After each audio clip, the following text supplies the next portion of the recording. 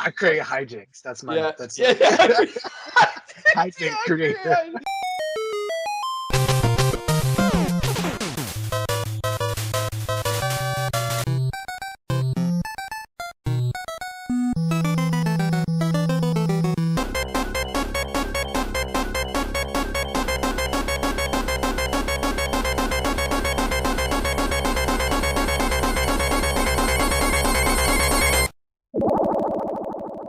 This is the Imperial Scrolls of Honor podcast. I'm Josh Folan. And I'm Jay Baxtron. And we are going to be bullshitting about the formative years of console gaming as we revisit the periodicals that covered it again. Maggot getting doubled on the handlebars of a Huffy 10-speed over to Todd's house for a sleepover today as we are thumbing through Nintendo Power Issue 12 in his basement. And you can find the issue on archive.org. If you want to look at the shit we're looking at, I'll drop the link in the show notes, as I always do. Please rate and review the podcast if you like what we're doing. And if you feel so inclined to leave one, we'll read it here on the pod. And that's fun. what are we jamming on now? Jay, what are you jamming on now? And I'm guessing it's fucking Hades. Dude. 6 to 12 months behind. Dude. Yes, and I'm not ashamed of it. So, yeah. Jesse told me about this game when it was on the Switch, because he plays heavily on PC and Switch. And so he was like, oh, this game is Hades is great. And I just was like, great. There's some random ass Nintendo games, that are like anime. And I'm just like, yeah, that's not my game. I'm good. But he was so high on it. Once I learned internally that it was coming to Game Pass, I was like, all right, I'm going to play when it comes to the Game Pass. And it's a lot of fun. It's like a roguelike dungeon crawler. Like, it reminds me a lot of Undermine. But with cooler story, with Greek gods, and just more fun, like verbiage. Like Undermine was very basic, like the gameplay, just going into these dungeons. You're gonna die, but you're gonna get better to try to get farther next time. Like, that's a fun concept, and that's why I liked Undermine so much. Also, that like you start at the beginning every time, kind of thing. Yeah. But I thought that I would get annoyed at it, but leveling up and being able to just smash through the part that you were just at and like to strike down these furies, and it's really well done, and it is a lot of fun, and I've played it more than I expected to. I'll tell you that. Yeah, I also was surprised at how much I enjoyed it. And I mean, I did not come anywhere near beating it, but I stuck with it way longer than I would have guessed with that kind of gameplay. Yep. You know what I mean? It walks a good balance between the, yes, you're starting over every time, but like the undercurrent of character progression is enough to make you feel like you're making progress, and not have the feeling of like starting over every time. And the writing is also good. I like this. The shit with his dad and shit is pretty, it's fucking good. Yeah. Everyone with all the shit talking just in general that everyone does is pretty good, Yeah. I'm liking that. Never thought I would, but hey, what can I say? It's fun for like short plays too. If I'm just like, oh, I'm just gonna jump in, I got like 20 minutes. If I die, I die. I'm done. Yeah, and you're going to. Exactly. Right, yeah. On a long enough timeline, the survival rate of everything drops to 0, in the words of Chuck Pahelniuk. It's fun. Yeah, like it is very button jammy though, for sure. And like, as much as I did stay engaged longer than I anticipated, I also would play it and be like, I just gotta fucking like take it. It's too much. It's just too much button jammy, and like you'd be like mid run and be like, fucking, my hand is just tired, man. Like, I want to stop physically the activity of doing. Like, the game is fun, but the physical anguish of like having to do that much is a lot, and it's fucking a lot. Yeah, especially as it gets harder. Like, I'm at the Asphodel place, and the enemies there are freaking hard, man. Like, you have to actually. I have an active rotation in my mind as if I was playing Elder Scrolls or something, trying to get the highest DPS. That I know to do to strike enemies out the quickest. Otherwise, I'm gonna get overran, and I'm just used to that.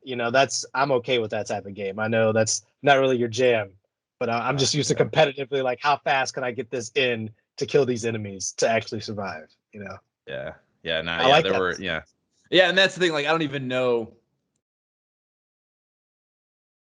Like, I don't have it's hard. I struggle to like like I've listened. Yeah, this is like game of the year for a lot of people.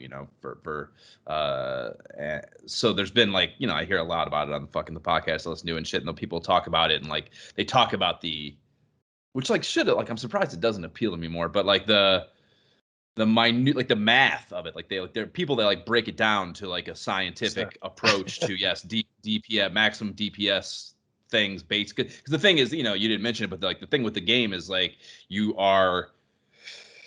every run presents a different power up tree opportunity to you, so you cannot just rely on one track of getting good. You have to have an understanding and a flexibility, I think, to really get good at it and like be able to use weapon, because each weapon has different. Each weapon is exactly right. So so there's enough variables in it where it is not at all monotonous in the math of it. You know what I mean? You do have a different problem set every time, but like trying to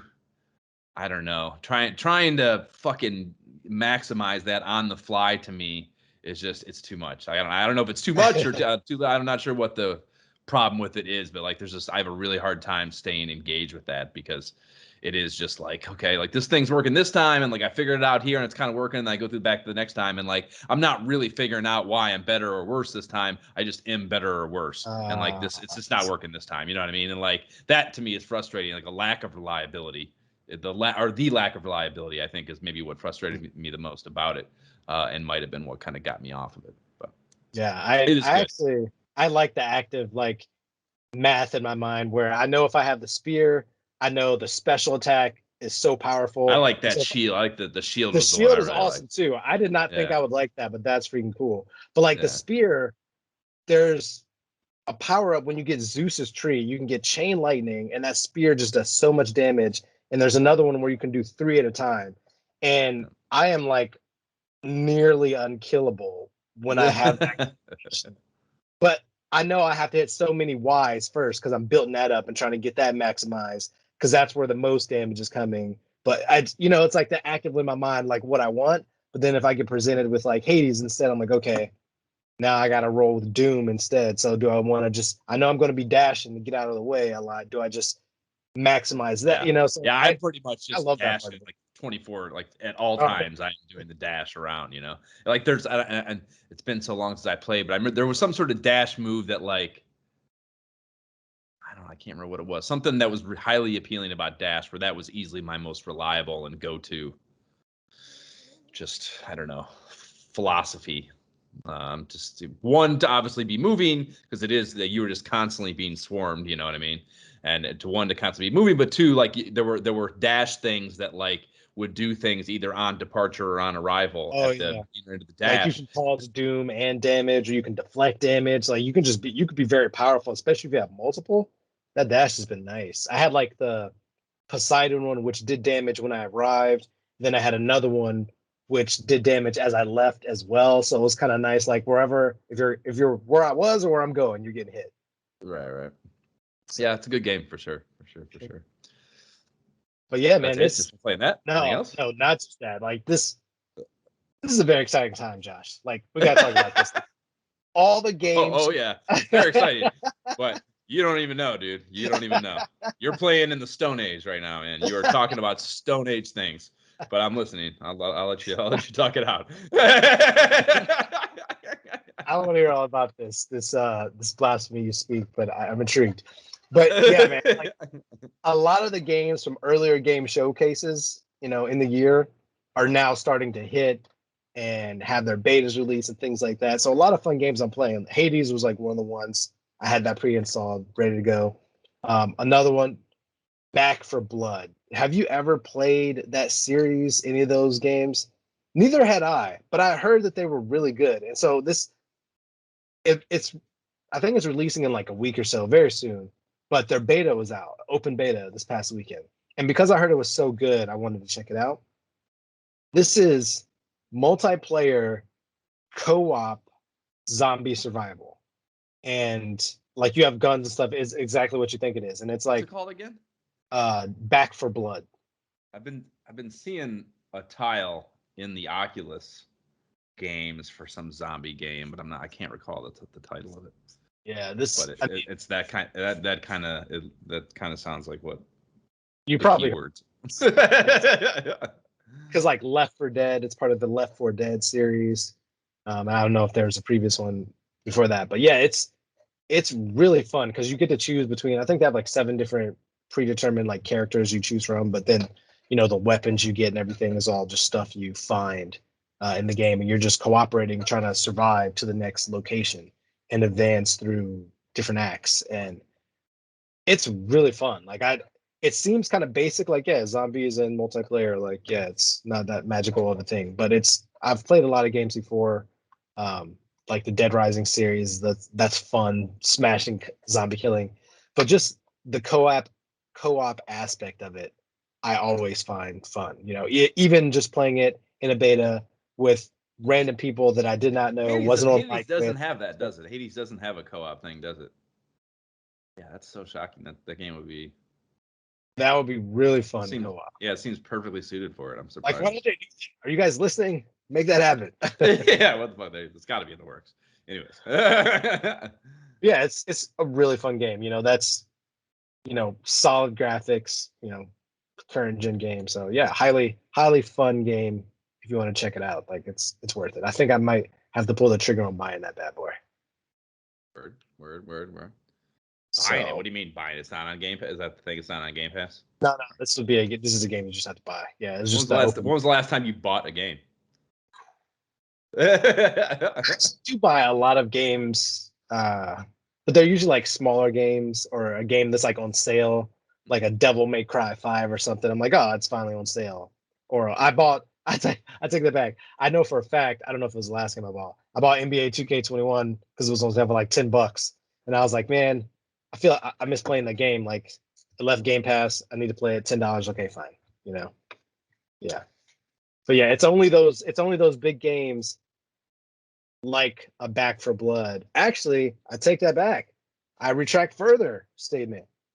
Last weekend, another game that I bought pre-ordered was Diablo 2. So, because if you pre-ordered it, you could get the beta as well, and I was going to buy it 100% anyway. It's a remaster of Diablo 2? Or? Yeah, it's a remaster. It's because so there's an opening sequence, I have to say, that is so well done graphically. It's just so good. Well, the third one was dope on. I had the third one. PS4, Me and Courtney played the whole thing like together, and so I loved it. And so I thought, like, that's weird. Why are they coming out with 2? And I seen the showcase about it, and I was like, all right, it looks good. I definitely want to check it out. And so how much do they sell? How much do they sell? $40, $39.99. God damn it. It's brutal. Is that too much for you? That's too much for a game I bought for probably more than that a decade and a half ago or something. But yeah, I mean, graphically it's strong. Like I said, the cinematic, absolutely amazing. I think I was playing that and Courtney didn't know what it was, and she walked in and she was just kind of like, "What are you watching?" And I was like, "This is a game." She didn't even know. Obviously, the actual gameplay is not that level of graphics, but it's still your Diablo. I remember the cinematics in Diablo 3 being pretty dope. I remember like that night thing. I remember the night I think it might have been the final battle or something. The night video or the night cinematics towards the end were fucking incredible. Yeah. It's solid. So I played the beta of that. Yeah, I actually, the more I mean, I know I had Diablo the first one on PC and played the fucking shit out of it, but I'm not even entirely sure because Diablo 2 probably would have been like mid to late 2000s, wasn't it? I don't know. I'm not even sure. It's a very big thing, but I clearly was not gaming, so it had to be like when we were in college. Right, exactly. Yeah, I think it might have been after because I mean, in college I probably would have bought it. I did have a PC and I was doing some gaming on my PC in college. Must have been right after. Maybe we were in New York and it just came up and. Yeah, because I'm not. I mean, and the thing is, I can't. I may have played it, and I just like the difference between Diablo and Diablo 2 in my head, or it's like fucking exactly the same thing to me. So I have no idea if I don't know. Either way, my point is it's been so long. Clearly, whether I played it or not, that it would probably be like playing a new game anyway. So maybe it is worth $40 to me. But that is, I can't play video games that way anymore. So, so unless there's a VR mod for, oh my gosh. All right. So let's talk about this. Let's just cut to the chase. Let's just cut to the chase. You want to step into the future? You want to step into my office and talk about the future, Jay? You want to step into my office and have a discussion about actual video gaming in the 21st century? I do, because I, as you know, also have a PS4 VR, and that's amazing. Some pretty amazing experiences there. So explain. PSVR is a fucking joke, dude. PSVR is a fucking joke compared to this thing. So tell us, what are you playing on? Explain the platform. Give us the breakdown. Okay, so we are discussing our next side quest. Yep. Here, and the game we're talking about playing, I want to do in VR. I was just talking about doing it in 3D Sin and 3D, and I was like, well, fuck. If I get a VR headset, I could do it in 3D Sin VR and actually play it in VR. That would be fucking even more bananas. So I want to do that. So, and I've been talking about doing this, or this being a desire of mine for quite some time. So I have all these apprehensions about whether or not it's feasible to really achieve. Do I understand it? Can this fucking gaming machine that I spent all this money on actually even facilitate it? I have no idea. I can't parse the fucking tech requirements well enough anymore, even though I used to be very savvy with that stuff at one time. The more modern stuff and the graphic cards, I just don't get it. And I'm sure that's not too far away in research. I probably could have figured it out, but I just didn't have the fucking patience to do it. So whatever. So it's kind of I had been putting it off for a while now, and I've talked about wanting to play Subnautica in VR and all these things that are incentivizing me to do it, but just an apprehension about actually taking the jump, because partly because of expense, and again, it would be such a letdown to do it and fucking the computer not be able to achieve it. So but whatever. So I was like, fucking, I've been hearing that that cheap ass gamer podcast I listen to and really enjoy. They're really been pumping the Quest 2 a lot the past few months. And that I started looking into that one, and it was $300 was it. I was like, $300 is fucking nothing, fuck, sure. And I started looking into it, and they're actually sold out, so you can't get them. You can't get them through the manufacturer at the MSRP. So you can go to eBay though and fucking find anything, and I did, and I ended up they were sold out, but I copped one. It was just a bit over $400 with shipping and everything. So 33% upcharge. That's not nothing, but it's still $400 for. I didn't do enough shopping to know what the most expensive VR headset is, but it's got to be more than that. It just has to be. So I order this fucking thing. It arrives, and I take it out of the box, and I'm like, I don't even know what I have in my hands. I'm not sure. Does it need to be hooked up to my computer? Do I need? I did no research at all. I just don't even know how to interface with it. So I take it out of the box, you turn it on, you put the fucking things in your hand. You're just like, okay, now what? And am I gonna need some tutorial? Am I have to read some fucking supporting manual? No. The thing is so fucking intuitive. It blows my fucking mind, man. You turn it on, and it's got this. It's got this guardian thing that lets you set up your safe play area, and how intuitive that is fucking mind blowing. And it has its own built-in OS. And I didn't understand this at first either, but it's got its own built-in OS. So you don't need it. It has its own games you can download through its own kind of almost iTunes store type deal. So or Xbox store, whatever the fuck you want, whatever manufacturer. So they have game support, third-party game support, native into it, so you don't need any additional technology. It doesn't have it's not, you're not going to find the AAA titles on there though. The ones that are on the major platforms are not going to be on there. It actually does have the original Subnautica, but it's some bullshit outdated version of it that's pretty poorly rated.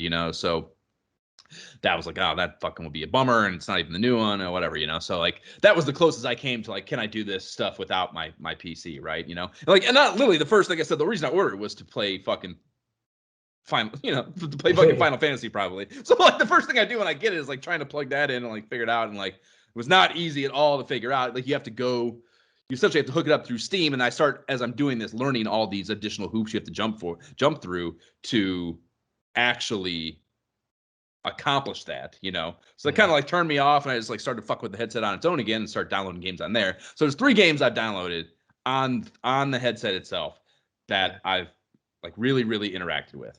The first one is this game called Job Simulator that like it kind of seems like it's one of the first big VR hits, you know, and it's exactly what the name suggests, dude. It's a simulation of various working class jobs, and that sounds like it would fucking be awful. That sounds terrible. But no, dude, it's so good. It's fucking it's office worker, auto mechanic, convenience store clerk, and like a chef, like a restaurant chef. And the game is actually set in 2050, and it's themed as this like historical recreation experience of jobs humans had to work before robots took over, you know? So it's like the writing is hysterical. It's incredibly belittling of being a contributing member of the workforce in general, which I jive with on a philosophical level to no end. So like it's just written from this really, really clever, funny ass perspective. And, you know, humans are relegated to like, they're nothing now. It's like these robots are essentially just think it's hilarious that humans used to do this fucking stuff. So like, you know, it's like and you know, you just drop in, and each one of them kind of has like this, either you take a ticket or if with the auto mechanic, you pull the chain and open the door and it brings in a new customer, and like the customer presents challenges and you have to deal with them based on the tools available to you in this job, you know? And it just sounds like the dumbest thing ever, man, but it's hilarious. And, you know, it'll take a half hour out of your life, no problem, I promise you. Every time you play it, it's fucking pretty damn good. And then I also downloaded one called Red Matter. That is a first-person puzzle-solving game that won like 1 billion awards in 2018. So I'm pretty sure it's considered one of, if not the most, one of the better regarded games of like kind of like a first-person, I don't know, a puzzle, I guess is the best way to say it. You're just walking around in a first-person view, and you're trying to figure out the environment around you. And it's like the setting is you're exploring an alien planet of some kind, and there's there's like a Russian Cold War vibe going on, almost kind of like I almost want to say kind of Fallout-y type thing, where you're like the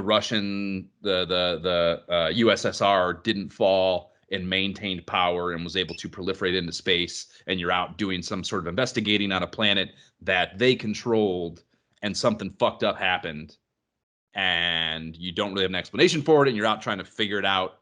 And I think you're stranded there too, so you're trying to get the fuck off the planet, and you're at the direction of some US-based entity that sent you there, you know what I mean?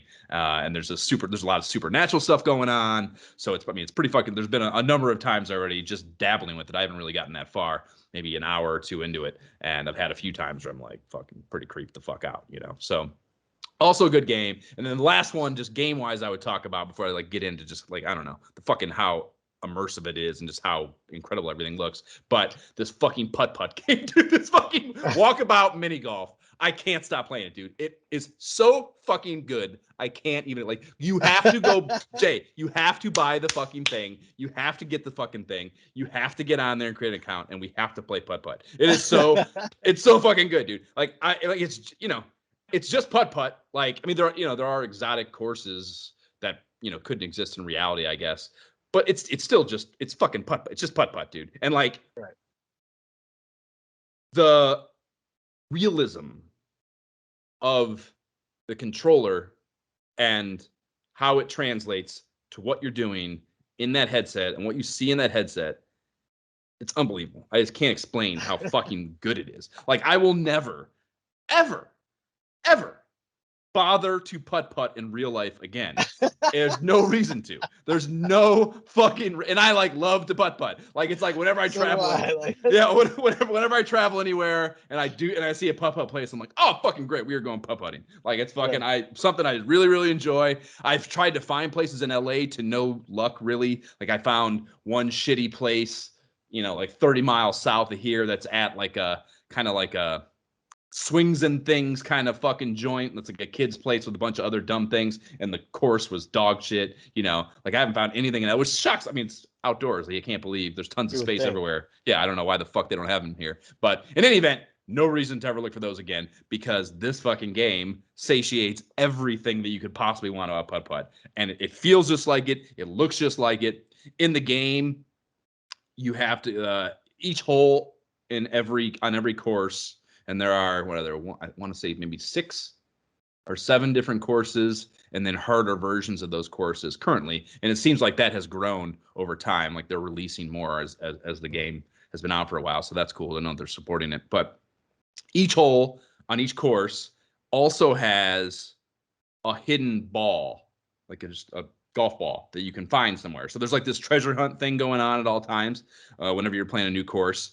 And when you find the ball, it's added to the ball collection that you're able to choose from at the main menu stage select part. So it's just like this pit of balls, and each one of them is of course a different customized design. So like, you're trying to find the balls you can play with, and then the harder levels have this treasure hunt thing going on where you have to follow these clues that you find, and when you find all the things in the clue sequence, you get a new putter. So you can also get 6 or 7 different putters that are like, one's like a wizard staff, one's like a space fucking thing, one's like a gothic type deal, Dracula, Transylvania type thing. There's just cool ways to customize the things you play with. And then the levels themselves are fucking incredible and so fucking good, dude. It's just, oh my god, it's so good and so much fucking fun. And it's like, because of the short, it's like a perfect piecemeal thing. Like sitting here working, fucking get up and play a 20-minute game of putt-putt in VR right there next to my fucking laptop it's just incredible, dude. It's so fucking good. It's like, I don't know, worth so much more money than I had paid to achieve that activity. Like, just so fucking good, dude. It's so fucking good. And that is just the dumb shit in the headset. So I want to play Subnautica in VR. That's been like my chief VR goal for a couple of years now, probably. So I start really looking into what the fuck is required to do that, right? And like the way this thing works, to plug it into your laptop or to your PC and achieve the level of transfer speed necessary to really play fluidly, you have to buy this fiber optic cable that Oculus is actually charging an insane $80 for, which is fucking crazy. So I did my research, and I found that you can get knockoffs that are just as good. So I bought this one that was like $30 or something. Kuject, Kuject is the brand, off Amazon. So I got the cable, plug it in, and like, because you plug, it comes with a cable that you can plug it in to charge on your laptop, but it's just like just a USB-C deal that's not fast enough to really play with on the Steam games. So like, you can do, like when I first got it, I'm like, on Steam, there's this Steam VR like system test thing that's the thing I was sending you guys pictures of to like determine whether or not your system can achieve the fucking operating fucking whatever to actually play VR things, the higher end games. So it said like there's like 3 categories. There's like the headset works or something, like, yeah, that's good enough, and like the something else was good, but it was saying my graphics processor wasn't up to speed. It was red on the thing, like not good enough. And so when I first was looking at it, I was like, fuck. But I was doing research, and I was like, I think if I get the cord, that might have something to do with it. So I get the cord, plug it in, run that test again, and it's all green. And I was like, yeah, fucking yes. so yes, the system can do it. Okay, we're cooking with gas now. And so the fucking like Subnautica does not have an actual supported native VR version. So to play it in VR, someone had to make a mod for it. And I don't fuck with mods on my I don't play PC games that even have mods, really. I've always had a PlayStation, which that's the one without the mods, right? No. Does the PlayStation have mods? One of the Xbox or PS. Say again? I didn't think either console had mods. One of them does. I think the PlayStation maybe had mods.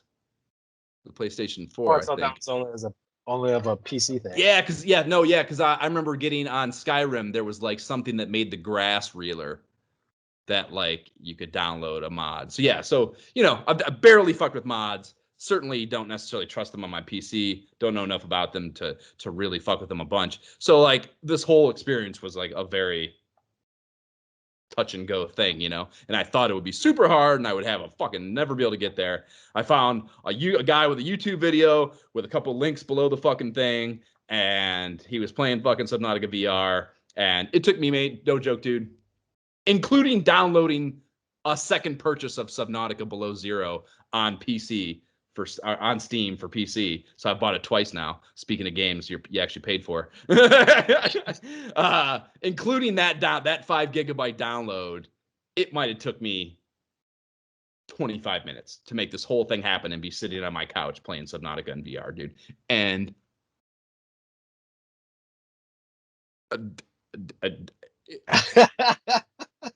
oh my God, it's overwhelming. It's fucking overwhelming, dude. Everything is so big. Like, I'll never be able to play a game like that on a fucking flat screen on the other side of the room again, dude. I can't, like, there's just no way. There's no way after that, like, like going through caverns and tight spaces is fucking terrifying. Like, and I haven't even gotten, like, I'm maybe like 3 hours into the game now via VR.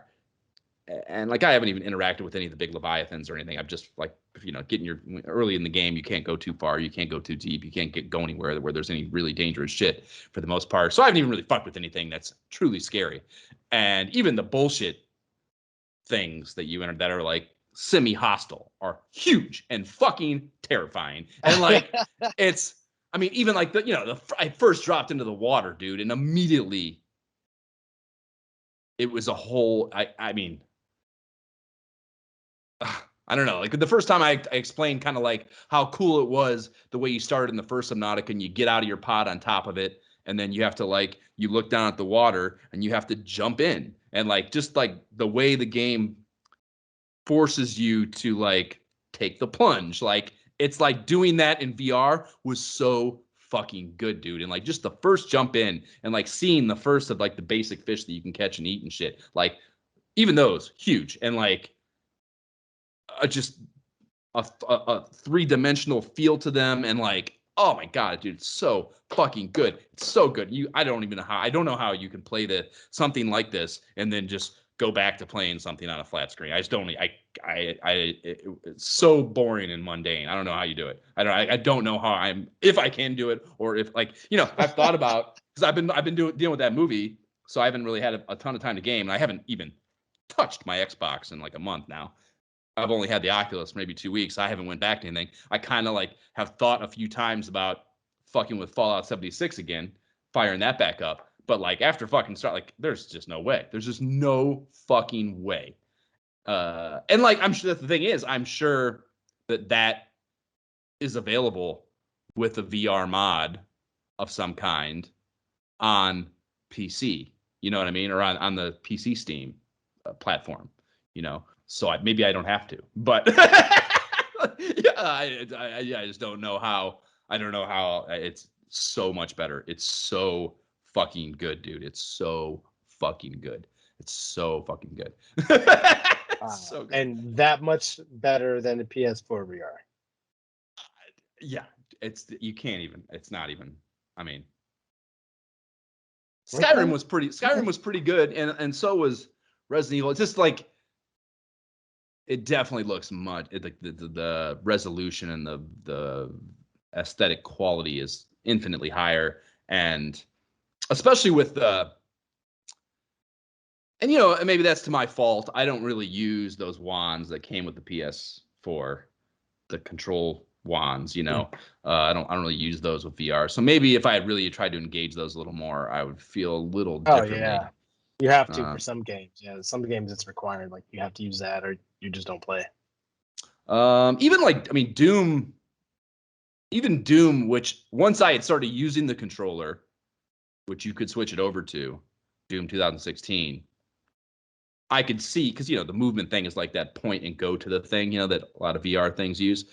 I could immediately see how it would be better with the wands, but I still I think I tried it a couple times and just didn't care for it. The controllers, the Oculus controllers are much, I don't know, better and intuitive, and like the grip of it is different and just more feels like that Red Dawn game, like and this is to the developer, that specific game's credit. I'm sure they're not all like this, but like the things that you control in the game are like a very close, the shape and like in a more intuitively mapped and feel to the things that you're actually holding in your hands in real life. Right. You know what I mean? Which is cool and well done. Like I said, that's probably a developer specific thing for that title, but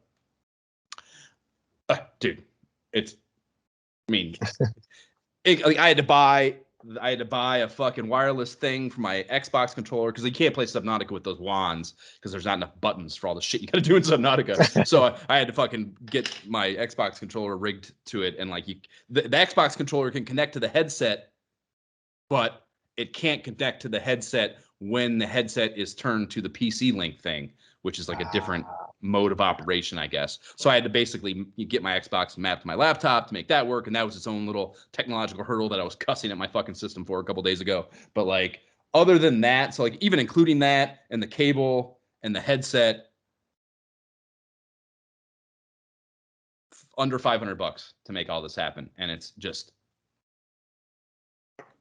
worth every penny. It makes every other gaming experience I've ever had meaningless. It's fucking not even fucking close. That is dude.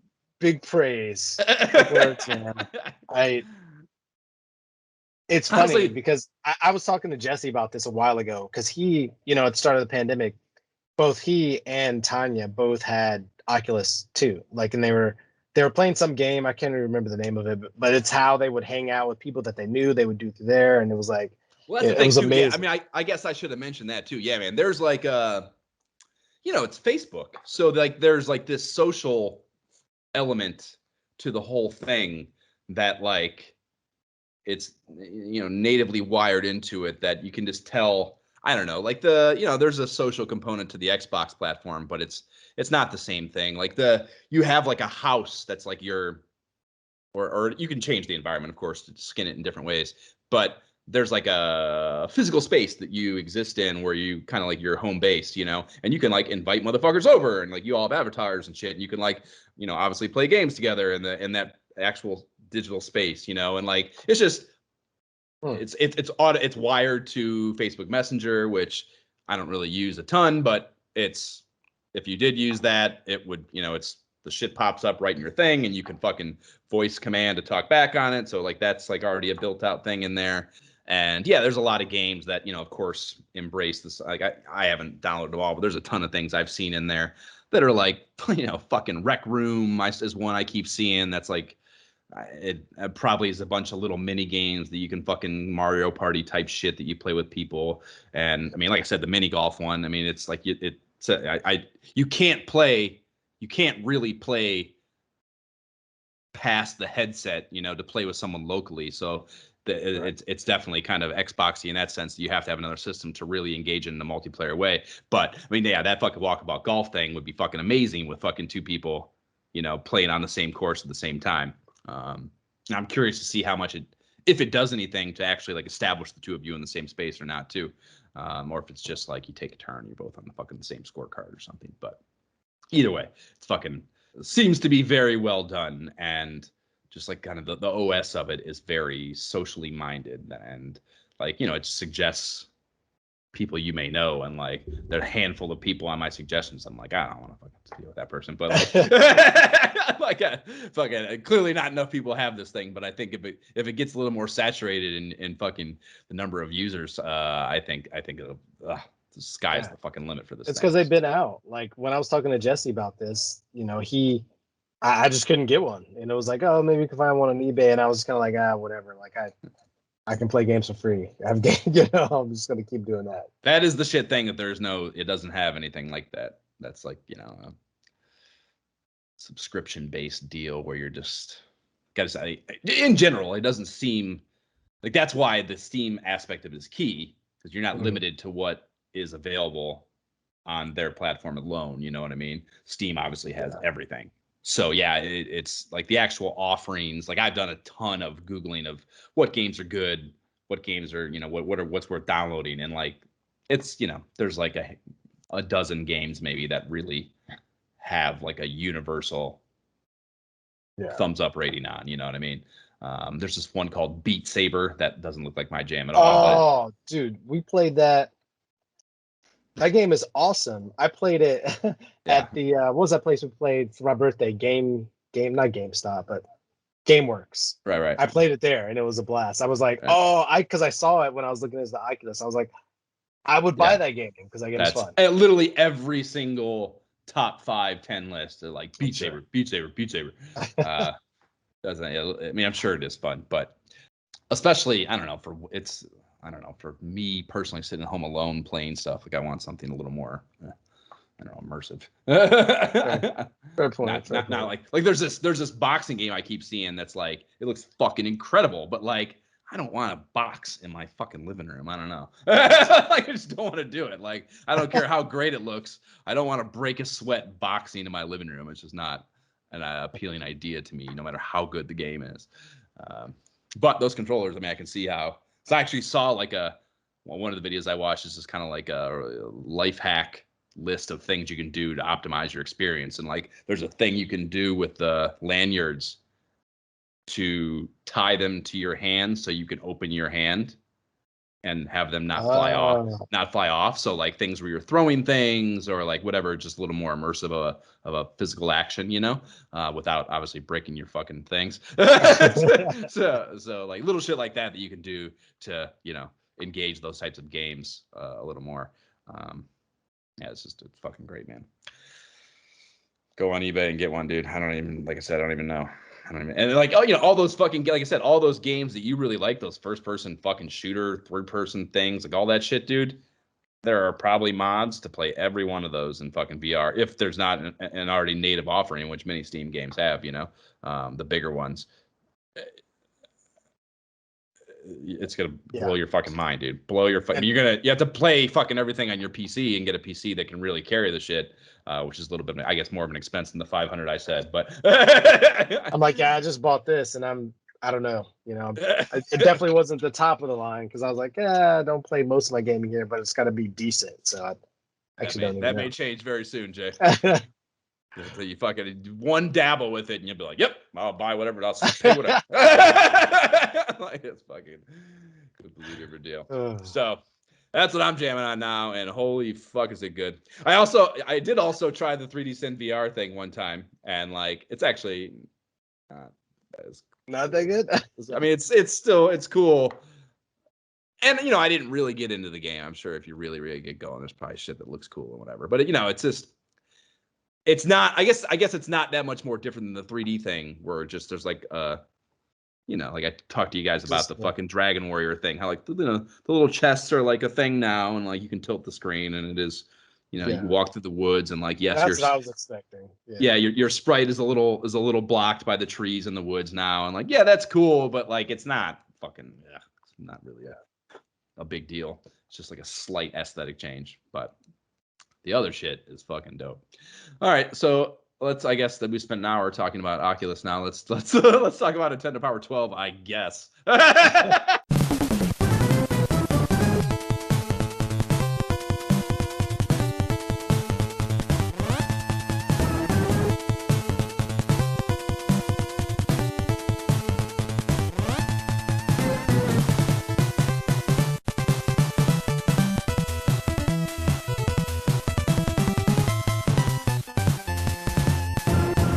That is from Super C, the Area 1 Gates of Fort Firestorm theme. Bring us in. Yes, might be the most mouthful of a music cue title we've had so far on the pod here. And that is very topical because we are looking at Super C Extraterrestrial Jungle Action being our main event on the cover of this issue. And it is the May-June issue from 1990, $350 US and $450 Canadian dollars. That's the cover price. And I can't discern whether this is a live action photo of some kind or clay modeling and illustration or like some combination of the two. I can't figure it out. Can you tell me what the hell is going on? I don't know. Yeah. Yeah, like it can't be live action, right? It can't be. No, it's definitely not. It's like it's some kind of art. Like I don't know how you I don't know how to describe that though. Yeah. But like the lead, it's kind of like they do this all the time, where you have kind of like the DuckTales cover was the mash of animation and like that, I don't know, claymation or fucking something. I don't know exactly what. Yeah, this is. I mean, it looks like. Yeah, I mean, it almost just looks like a cartoon, like a real cartoon, you know, where they were trying to go for realism, you know, but it's a cartoon. Sure. So yeah, it also occurred to me as I really soaked this in that despite this being the first issue I received my 1-year childhood subscription, I never really looked at exactly what the fuck was happening on this cover. I never I was really looking at it, I was like, this is completely foreign to me, even though I had this issue. You know, like it's I mean, there's like a spaceship. I guess that's one of the enemies, and there's two dudes hiding behind a log, kind of like the Soldiers of Fortune dudes with fucking headbands, looking at it from behind the log. They're and like, that had never undercover. They're in the cover. Yeah, and that, you know, I was at the time I was first looking at this, I was 1.75 glasses into a bottle of Pinot Noir on the first day off from a brutal first week of that fucking movie I was doing. But it still completely floored me that I had the issue. This was like the first one I got in the mail too. I had the Mario 3 issue that my mom got from a newsstand, but this was the first one that arrived in the mail. So I don't know, maybe I just tore past the cover into the contents so quickly that I never really took it in. Is like, I guess maybe the best explanation. You're a kid. But, you're like, meh. Yeah, but still, man, I don't know. Like, I know how much I obsessed over these fucking magazines. Like, it's shocking to me that I didn't really take this in more. But I don't know, man. When I look at these, and I obviously love them as well, and other magazines like them, your EGMs, I don't remember the covers either. Like, I recall them when we're reading them, and it's like, oh, I remember seeing that cover. But yeah, you were interested. I was interested in. Let me see that game footage. Let me see those cheat codes. Let me see the. You know, I wanted to see the actual stuff. Let me show. I don't know, man. Some of them, you know, like the Maniac Mansion one is like the fourth that I had, and like I can picture that, like all the kids' heads coming out of the houses and shit. Super Mario Bros. 3 one obviously fucking is absolutely etched into my fucking seared into my goddamn memory. But this one, yeah, like, and like I could picture, like if you asked me before I started looking at this, I could tell you, like, oh yeah, it's Super Contra with some, you know, jungle shit, but like really like the dudes being there at the bottom and like really what that spaceship looked like or was like, yeah, it was just not, I don't know, it was not retained at all. Yeah, I mean, it looks like it could be like a Dr. Wily type of robot thing. You know what I mean? Yeah, sure. Yeah, those vibes. And I think it's looking at the feature, also maybe with a little more fucking attentiveness than I had as a kid. It's like one of the main fucking things, like alien fucking crafts or whatever that you deal with in the game. In any event, below the Contra headline is a "Don't Miss" banner paired with bullet points listing Final Fantasy, Codename Viper, and Dino Wars. And then special bonus, classified info insert, 36 pages of top secret tips.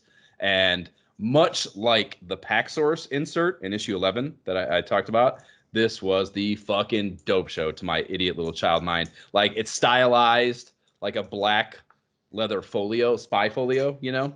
And, you know, as I'm sure you're aware, folios are right there in the wheelhouse with mainframes. So fucking shoot it right into my veins, you know? I definitely, just like that pack source one, I fucking just like took it out and like would just read that fucker over and over and over again. And I probably had some sort of special little way I stored it, I'm sure, in my little fucking anal retentive childhood. Whatever. So that's the fucking cover, and the table of contents follows their subscribe pitch on the inside cover, and the usual hotness is here, including pointing out the pull-out features. And the poster is a sick-ass Final Fantasy poster that mashes up some kind of live-action photography of costume peeps looking at this kind of orb illustration, you know. And Jab actually has this framed on his fucking wall. That poster, nice. One of a handful. He has the Dragon Warrior poster, the poster that came in the box, I believe it is. With Dragon Warrior, he has framed as well. So, yeah, no, not surprising to anyone that Final Fantasy is fucking Jab's joint. He's talked about it enough.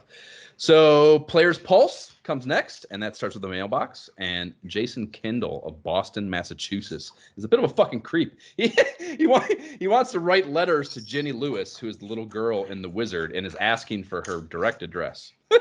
Don't we all? Yeah. Don't write it and asking. Come on, Jason. Come on, man. Yeah. They kindly provide NBC's publicity department address here for him to write letters to. So that's good. He had somewhere to direct his creepiness.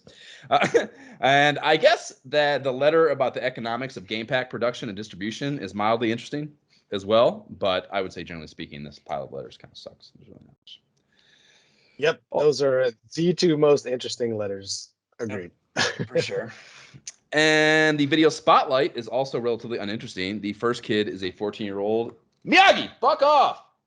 The first kid is a 14-year-old in New Jersey with 37 games, the rich little prick that he is, which is how I envision most kids in New Jersey. And I do like the power player Tom Whittigau in East Winnetachee, Washington. Where's that at? Right down the road from you, Jay? Never heard of it. But I don't really know what down the road is. You know, if it's not me to work, I have no idea. So anyway, is an avid RPG enthusiast. He thinks Ultima was hard as fuck, which is a true fact, and that Dragon Warrior is the king of kings. So, gotta respect him.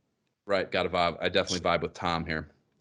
So you turn the page, and they kick the features off with the main event, an 8-banger on Final Fantasy.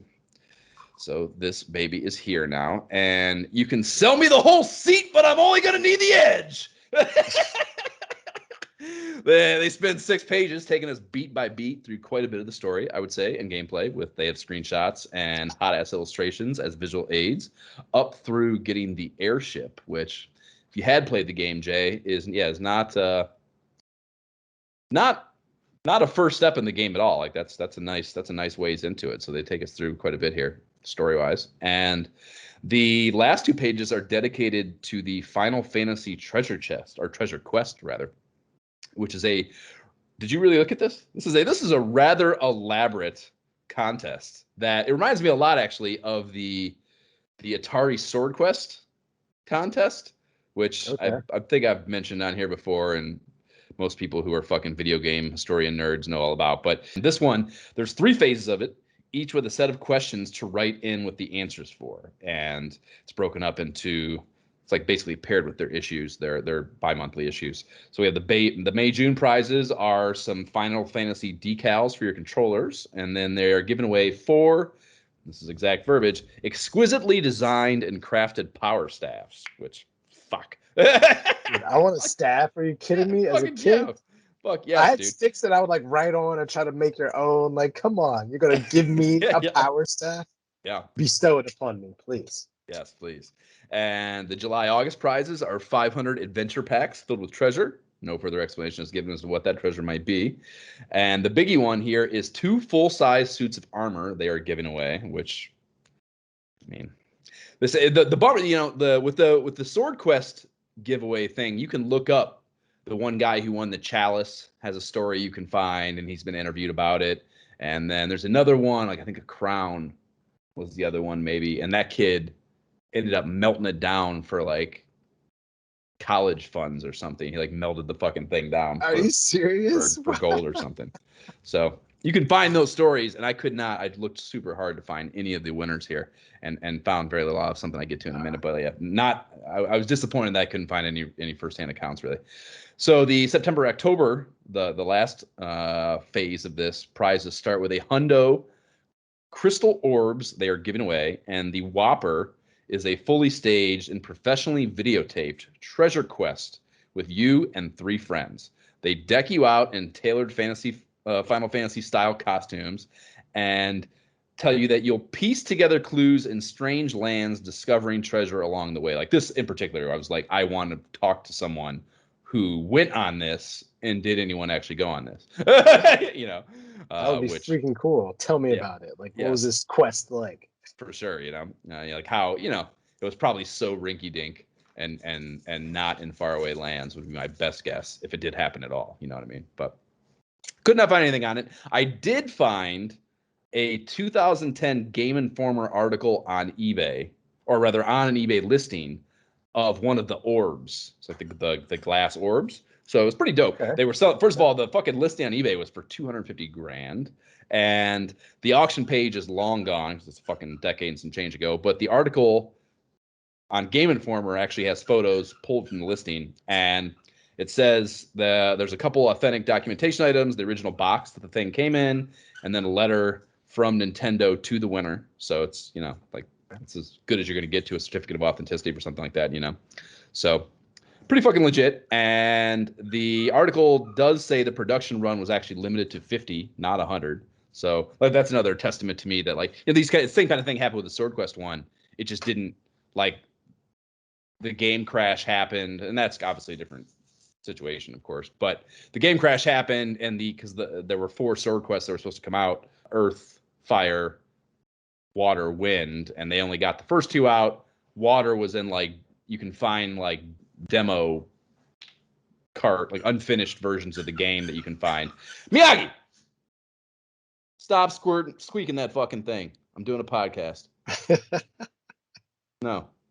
So they have versions you can find of that, like the unfinished demo version of the game, and then they never even got to Water, or Wind rather. So the prizes associated with the release of those didn't actually exist either. There was like a sword that supposedly the CEO of fucking Atari, or someone high up in the Atari hierarchy, ended up taking home and keeping, and it's supposedly like something that does exist somewhere, but you can't find. It's like a true video game relic. But in any event, like those things, like, it didn't happen to its full fruition.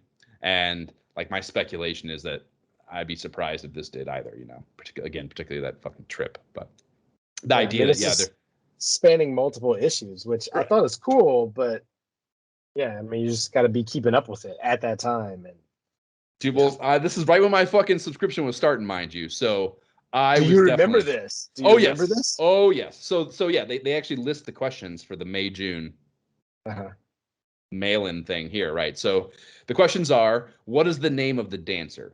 And I'm pretty sure this was an NPC in one of the early towns. I want to say maybe might be the first town, but she's just a dancer dancing around, and she tells you her name. So the idea is these are like things that you're going to find the answers to by playing the game. So you have to go buy the game. So gotcha. Smart marketing. So so there's the dancer one, and then the next one was: how old was Erdrick when he died? Now, this is a graveyard, or there is rather a graveyard in the town with the pirate ship, I think it is, that has one of the headstones in it is throwing some love at Dragon Warrior, basically. And wait, so this is Final Fantasy? This is in Final Fantasy, right? Okay, I thought it was right. in Dragon Warrior. Right, yeah, exactly. So they're basically giving an homage to Dragon Warrior, which is fucking super cool. And the fact that they're using that to pull for this contest is even cooler, I think. But yeah, so the headstone reads, here lies Erdrick, and then there's an age span that he lived, you know what I mean? So you can ascertain his age by doing the math for this question. And then the last one is: what is the value of the power staff? And I somehow fucking ridiculously, we should text Jab right now and ask him if this is right, but I somehow recall that this is in like the 12K range. Like I want to say 12,500. And like I know this because, or I think I know this because in the strategy guide for every single item you can get in the game, there's like a little box that explains everything about it.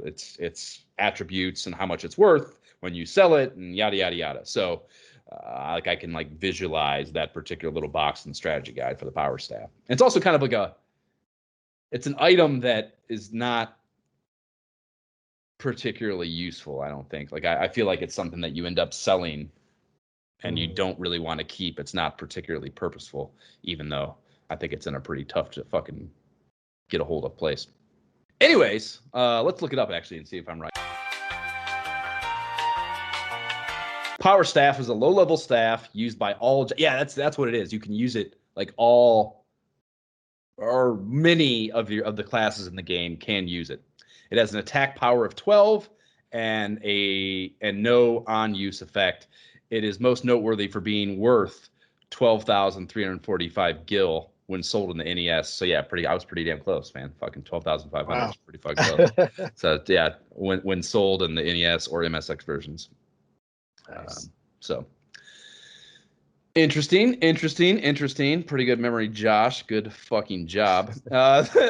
So yeah, it's just fucking awesome. And I badly remember wanting to, like, I didn't, like, who knows what probably just knowing the answers. I probably didn't have the game yet, was probably part of it, but wanting the game and wanting to be able to fucking send in the answers to these questions. Like, I remember badly looking at this and wanting to engage it for sure, but too many impediments, too many cost-based impediments in my way to win one of these things.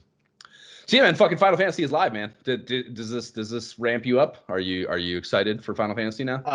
100%, man. Like this, like I love the tagline at the beginning. Like looking at this, it got me hyped. So yeah. The artwork is really good in there for sure. Spoiler alert! Like, yeah, that's one of my, prior to us even talking about doing a side quest, I was like, yeah, Final Fantasy, obviously. Yeah. So, I mean, look at all this. Like, you got pirate ships, you got voyages. This is the fact that I don't even know what number we're on now. Final Fantasy 15.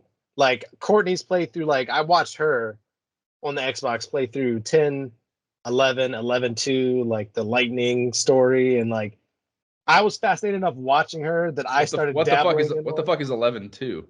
Like, there's like a dash. Like, it was a weird, like, or no, X. It was like X, and then X2, X2, like, it was a weird numbering system. I don't remember. But the story was fascinating, and I was weird. Like, what is this weird ass series? Like, why are there these birds? Like, I don't understand.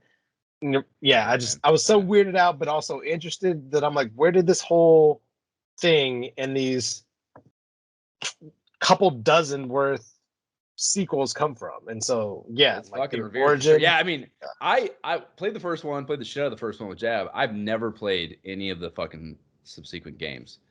Oh really? Yeah, like Jab played the shit out of 7 on PlayStation. I remember being annoyed by it. Like, shut the fuck up about Final Fantasy. Like, it's because it became such an anime thing, and like, it's just I remember the teenage me was very irritated by it for whatever fucking dumbass reason I might have had. Yeah, so so it's just something about it steered me off of it. Like the second one was on Super Nintendo, so that was part of the thing. Like if the next one would have hit NES, I probably would have.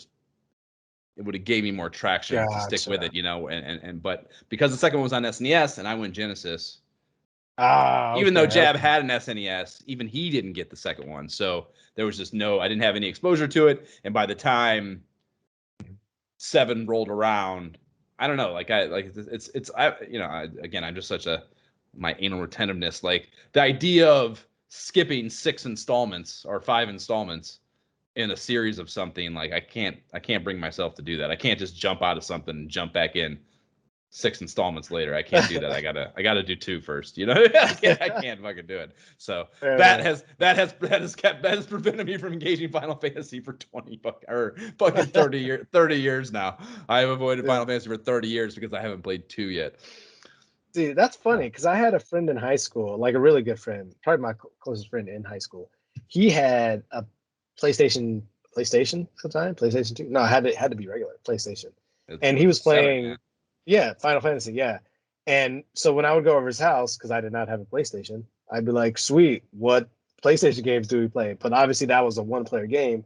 Yeah. So like sometimes I would just be like, yeah, I'll watch you play because I want to see what that's like. And it looked cool, but so different than the games that I had played at that time, So I was like, it's cool, clearly it's popular, but I don't know if it's me. But like, clearly the game has gone on and on. And Courtney, she loves freaking Final Fantasy. So like, that's why she was playing, 10, 11, 12, whatever. Does she finish them or does she get involved? No, she finished them. She was like, when she likes a game, she goes hard and like finishes it. And she went through that whole story. It was like the same character or same couple characters for a couple of them. And so she finished like all 3 of those. But she loved it because of like this same one from PlayStation back in the day, which I had never played still. Yep. Yeah. Fucking yeah. Like, I mean, the fact it's so, because, it was totally within my character type to like, if I really liked it or like it was really appealing to me, I absolutely would have just kicked Jab off his own PlayStation and played that game. You know what I mean? Such a great brother. Yeah, for sure. is the exact role I was supposed to play as elder brother there. I would have 100% did it. So I remember, like, I certainly was not above playing PlayStation, even though I was on the 64 tip. Like, I remember playing the shit out of Resident Evil on this PlayStation. You know what I mean? And even that's one player, so I probably 100% kicked him off his PlayStation for that. Yeah, so yeah, I don't know what it was about it that didn't engage me. Moving on, we then transition from questing to out of this world action in Super C. We get a 6-banger on that, and there's some pretty hot illustration work up top. It's adorned with some copy I would like to read. I think it warrants it. And it says, the aliens are back, and they don't intend to lose a second time to a couple of combat yahoos from a backward planet like Earth. And yahoos is a very interesting word choice there that I applaud them for. So then they go on to cover stages 2 through 7 with screenshot maps and tips abound. There's not really much you can say about it. It's just fucking Contra, Yeah. I was impressed that they went so hard with the details. Like I clearly never saw this issue because I never beat this game, and I love the Contra series, and this is a lot of details. Would have been helpful. I didn't either. I mean, we talked about it before, but yeah, like I think I had like a little bit of rental or like friend's house exposure to it, but I mean, it's not even, fucking a nano percentile compared to the amount of I've played the original Contra for sure. Right. But dabbling I've done, it looks fucking great, and I 100% would play it. We then get a 4-banger on Dino Wars, the destruction of Spondylus, and they start with a little power-up breakdown, a pickup breakdown, and some screenshot maps of stages 2 through 6 here, and I love breakdowns. But it's pretty much just a standard issue Nintendo Power feature. The game is also just a pretty huge letdown, as we discussed in the Game Pro. Big sad. Yeah. Huge bummer because awesome premise. And then we have maybe my favorite thing we have going in these Nintendo Power issues. The Nintendo Power Nestor Award results are in from the last issue where they had the ballots that you could mail in. So we get 4 pages delving into the winners of each category. So let's revisit R and the listeners' votes and contrast them to the Nintendo Power readership at the time. The first category is graphics and sound, and Mega Man 2 takes home the hardware here with the general Nintendo Power population, and this is very much in line with our polling of the ISOH field, us and the Lord Disciples combined, and before issue 11 that we did, and Mega Man 2 got over half the total votes in there. And as far as us specifically, Jab went Ninja Gaiden, I said DuckTales, and Jay, you were of course on Team Mega. So that's right, part of the majority. And next category is Best Challenge, and that goes to Ninja Gaiden. As far as the award and the issue here goes. And we debated heavily, if you recall, on actually defining the word best in Best Challenge and whether or not it meant good, fun challenge, or just hard as fuck. And I guess the general population here went hard as fuck because Ninja Gaiden is very much that. And they're not alone. The ISOH aggregation also gave Gaiden over half the votes. So I guess I love that. The ISOH aggregation. Yeah. And me and you went with Mega Man 2 here, and Jab voted for Tetris, so we were completely off the Gaiden tip. We delved a little deeper in our defining of it, I guess. So Best Theme and Fun comes next, and they give to the guys in green, Teenage Mutant Ninja Turtles. And DuckTales took this category in a landslide in our poll, and I fucking... Well, you went with majority there as well. Jab said Mega Man 2, and I went with Dragon Warrior. Teenage Ninja Turtles. I mean, it's cool, like, it's the fucking Turtles, and that was a massive thing to, us and any kid at that time. But like the actual game, it almost offends me because the theming is not. So much of that game is not in line with the actual IP. All the bullshit enemies and stuff that are not really part of the story universe. So I think like not only is that not the most appropriate, it's even wrong. Yeah, they kept the theme, but it was not as fun. Like, it definitely wasn't as fun. Yeah, it definitely wasn't as fun. Well, I don't know. There's certainly, they have the bosses. There are cool cinematics. There is things fun about it. I mean, we played, Jab had it. We played the shit out of it, but compared to some of those other ones, I think, in the case of giving an award, like DuckTales, Mega Man 2, DuckTales, Dragon Warrior, all of them have more going on as far as that goes. Whatever though. It's Ninja Turtles. It's hard to argue with that. If you're a Ninja Turtle fan, and maybe you were just looking forward to that, and it's like, yes, I got that game. I'm gonna love it. I'm fucking voting for it. I don't give a shit what I actually feel. I'm voting for it. So the next one is Play Control, and Mega Man 2 gets its second win here in the mag, and half our votes corroborated with that. And I sided with majority. Jab said DuckTales, you Tetris. And then the next one was Best Character, and this goes to Link and Zelda 2. And like I looked at that, and like of course that didn't have our fucking results memorized. So I was like, first thing I thought was like home cooking, man. Like that's like he's so boring. Like he doesn't ever say anything, you know. And that's what I thought too. Yeah. I had the exact same reaction. Yeah. Well, I go back to our numbers from the thing, and actually he won our poll as well, which fucking yeah. It's funny to me. So yeah, you and Jab went with the Turtles, and Michelangelo and Donatello, respectively, and I chose Uncle Scrooge because bah humbug. And then best ending is Ninja Gaiden. They get their second award, and I'd like to know rather how all these little lying fuckers reading this magazine want me to believe they actually beat this game to see the ending. They're full of shit. I still haven't seen the ending. right, yeah. So Zelda 2 took our polling, and I think that makes sense to me. And Jab abstained, like the politically middling twat that he is in our poll. And then you and I chose Mega Man 2, likely out of recency bias, because we had recently played the thing in a game up. And then Tecmo Bowl takes home the gold for the PvP category here in the mag, and Tecmo tied with Super Dodgeball in our poll, so that's pretty close to in line. And Jab went Team Tecmo, huge Super Dodgeball, so you guys are right there with the rest of the ISOH fucking aggregation, as you like to enjoy it put as. And I, of course, was an outlier with Marble Madness because of my crippling need to be perceived as unique and misunderstood. Lastly, we have best overall, and the winner is, drumroll, Teenage Mutant Ninja Turtles. And get the fuck out of here, you little maniacs. I thought that too. I was like, really? Ninja Turtles, like the best overall of all the games we just looked at? Right, yeah. Again, it just goes back to like literally like the blind allegiance to that IP at the time. Like just can't turtles, just fucking turtles. Like can't even it was a good game. Like I remember some of those cinematics and I was like, okay, it definitely. Yeah, no, the cinematics are great. Yeah, the one where the wrecked apartment, Splinter's wrecked apartment, or April's wrecked apartment and all that. Yeah, you know. The shredder on the TV, very good, but more important, when you think of Ninja Turtle games that I love, you think Turtles 2, Turtles in Time, Turtles 4. Like you think 2, 3, and 4 because they were so much better, and you could play with your buddies together, each your own turtle. Right, but Jay, you have to look at this from the perspective of fucking like early 1990, where those did not exist, and all we had was this one turtle game. Turtles.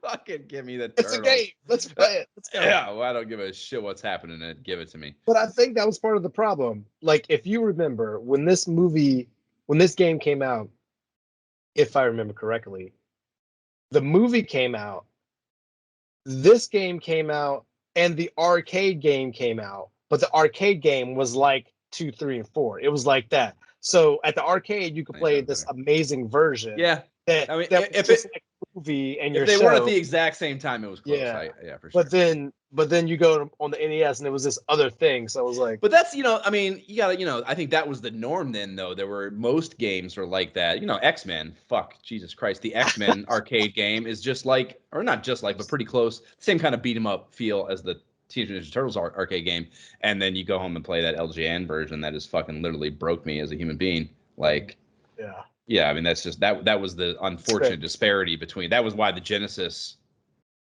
and I guess Super Nintendo to some degree as well, that like, the jump to how much closer those came to arcade experience was just such a big one. From NES, SMS tier. So.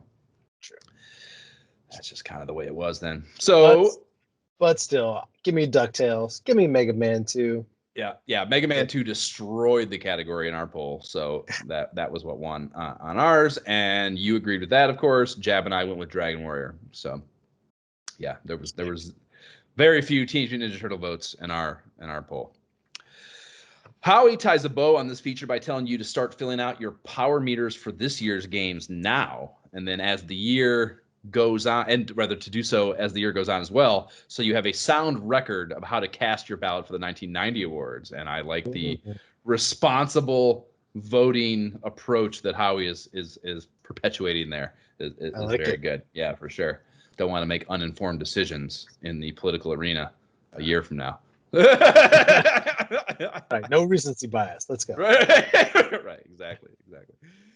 So we then very kind of logically, I suppose, the Howie and Nestor comic comes next, and they are tipping us off about the warp whistle in the first mini fortress in Super Mario Brothers 3. Nestor's, of course, being a douche, not wanting or willing to do the things that Howie is recommending him to, and he learns a lesson at the end of it, as Howard and Nestor go.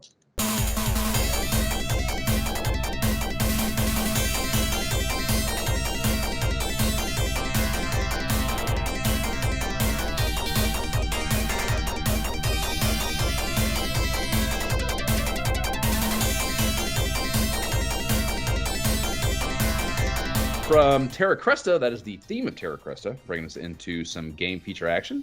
And the first of those is Codename Viper from Capcom. There's a six-banger on that, and their drug propaganda, or war on drugs propaganda joint. And this actually pairs up with the screenshot map on the back of the Final Fantasy poster, pull-out poster. So you get some extra, Capcom must have bought some extra heavy coverage of this baby. And the first thing in here I noticed was the protagonist's name is Kenny Smith. And first thing I actually thought of reading that was, I believe this was my imaginary friend's name when I was little. Kenny Smith. It was definitely Kenny on the first name. And while I am much less confident about the surname, I still think it might be right. And he had a last name. I'm pretty sure. And my most notable imaginary friend memory from that era of my childhood, and we're talking like age 6, 7 here, which could be called BJ before Jab, and that is racing Kenny down the long hallway of my house, which is something I feel like I did quite a bit as a kid. So, either way, lame ass name for a video game hero is what I'm getting at here. Kenny Smith is an ultra lame ass name for a like badass video game protagonist. You know what I mean? So I thought that was pretty fucking dumb. And as far as the fucking thing goes here, they take us all the way through stage 6 with screenshot maps, factoring in that poster. And the game, other than that no pants in the boss's office comedy that we've discussed already, the game is largely memorable. I think you said you kind of enjoyed it. I tried to get into it. I really tried to like it, and yeah, the whole going through the door. It's it was and it's funny that you brought that, because that is the one thing I think that's like mildly interesting or unique about it, is that it has all these doors you can go into, and you can stay in them as long as you want, and then essentially jump out and like ambush the enemies. Because when you first go into them, the enemies will like wait outside of them, and they'll like eventually lose interest. So you can like kind of wait that out by, I guess, holding up on the controller, and then once they kind of fuck off, you can jump out and fucking blast their ass. So like that's kind of cool and unique, and in a world of side-scrolling action shooters, like finding any nuance of differentiation is, I guess, worth mentioning. But that's not enough to make this fun by any length. And it's Capcom too, and I'm actually kind of blown away at how mundane it is being a Capcom game, because they just don't make bad games. You know what I mean? Yeah, I always try to think back, like, is this one of those games that I rented as a kid and beat it or got far enough with it where I was like, this is an enjoyable game. This was not one of them. It's not. Yeah. Like, it's a great spread though. I mean, this is a lot of details. Like, so if you were into it, like, it's great to have all this, typical as Nintendo Power does. But yeah, that's what I was thinking. I'm not playing that game. Yeah, with this map, like, I had this map, and like the fact that I had the map and I don't remember the map. You know what I mean? Like, this is the kind of, like, I took those posters out, I hung them on the wall. Like, these were a thing in my life for sure. And the fact that I like look at this and be like, nah, I've never even seen that before. Like not a good sign. Definitely means I was like, out of the two choices, I was like definitely going with the Final Fantasy route on this one. I even did a double check when I started reading through this, because I was like, wait a minute, maybe I just didn't play that level, and maybe, because the maps, it's still an Interpower map. Like, it makes me excited and happy when I look at it. So I'm like, oh, maybe it's different. And I'm like, nope, I played that level. It was not enjoyable. So what do you want me to do? Yeah. Sad. Yeah. So next we get a 4-banger on Taxan's Bry Fighter. And we've talked about this already too. It's a flying sci-fi shmup. You're controlling a little flying dude with a gun. The spread here does stages 1 through 4 with maps, and then just gives you kind of like those like summated tip paragraphs for levels 5 through 7. And they do spend some time, like the basic techniques window here on the second page. They spent some time explaining the somewhat odd control mechanics, which again we talked about last time, was like the first thing I noticed with it. And it's like, it's a small thing, but like, you have to, like, whatever direction you're flying in, if you want to, like, you're probably going to be shooting in that direction. If you want to change the direction you're shooting, you have to stop shooting and then start flying in that direction and start shooting again. And like, the pro of that, of course, is that then you can then shoot in that direction while you're still flying in another direction, away from it, and that's interesting and cool. I mean, it's trying to, find ways to maximize that fucking controller that, doesn't have dual sticks. So as no controller would for quite some time. So like, they're just trying to solve that problem, that Akari Warriors problem, and it was an interesting take on it, but I don't know. I'm not sure if I like it or not. And generally speaking, the game's kind of wasn't horrible, but meh, not something I want to spend a substantial amount of time on for sure. I didn't love it. I feel like if I was given this game, I'd be like, all right, you try to make it work, and right, all right. Yeah, like, I could, like if I was stuck on a desert island or my bedroom for the weekend with just this game, I could probably make it fly, but like, not something I'm hunting down for sure. It's definitely not in my childhood reclamation project list. So we move on from there to the top 30 coming barreling at us next. And both of the last 2 Marios and both the Zeldas are in the top 10. And I don't believe we've seen that yet. So that's kind of fun and interesting. They also have the original Mario Brothers at 18, which is weird to me. And that's a black box title. What's that doing there? That's why I was wondering if like Mario Brothers was like the little, like, Atari version, that little screen game thing. Yeah, absolutely. Yeah. The mini game in Super Mario Bros. 3. Yeah. They have the mini game in Mario Bros. 3 in this list also. Like, I gotta respect the top 10 though. I mean, Mario Bros. 3, number 1, of course, greatest game of all time. And then you have all this other hotness. Like, yeah, any of those games you give me, I'm a happy kid. Any of them. You know what? You saying the greatest game of all time and me thinking how much of a lie that is makes me realize Mike Tyson's Punch-Out is not even in this list. It's not even in the 30. That's crazy. It was just... But that's a year ago now? Yeah, but in the timeline? Well, in the timeline, it's fucking way longer than that, but it was just in... I mean, I want to say it was in the top 10 like a issue or 2 ago. You know what I mean? The idea that it's not even on the list and we have Mario Brothers on here is fucking crazy. That is interesting. I mean, maybe everybody beat Tyson and moved on and they were done. I guess, yeah. So we have Shadowgate. Maybe he lost by now in real life and people are just like, forget that game. I don't know. Oh, yeah. Had that happen? That's interesting. That's a super interesting analysis of that's very. Well, I mean, look at the next page. You have all the picks. Did any of the players choose Mike Tyson? Okay, Mike Tyson's at 21 in the players. Yeah. So the players still had it. But maybe the dealers. It's number 3 on dealer. So yeah, I don't know. Interesting. Weird. Yeah, how can it be 3 on the dealers list? Like, again, explain that math to me again from those lists, Jay. You figured it out that one time. How does that check out? If I remember correctly, I think the most points are awarded for the top. Yeah, the most points like the number 1 gets like the most points, number 30 gets the very least points, and then those scores are aggregated between players, pros, and dealers. So there's 3,000. That's automatically like 3,300 points. So, but do the pros have them at all? It doesn't look like the pros have Mike Tyson's Punch Out listed. Nope, they don't. Still though, the total points, the lowest number is 906 here. So I mean, it should be what's number? Yeah, it should be fucking number 10 at the Wait. 10. So it should be like 9 or 10. I'm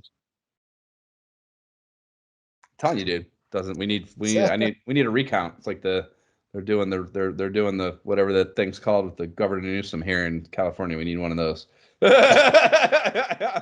like staring at this list hard, like it doesn't fucking make any sense. Wow, Guardian Legend looks like it's only on the pros, so it only landed there. But that 906 must have been more than.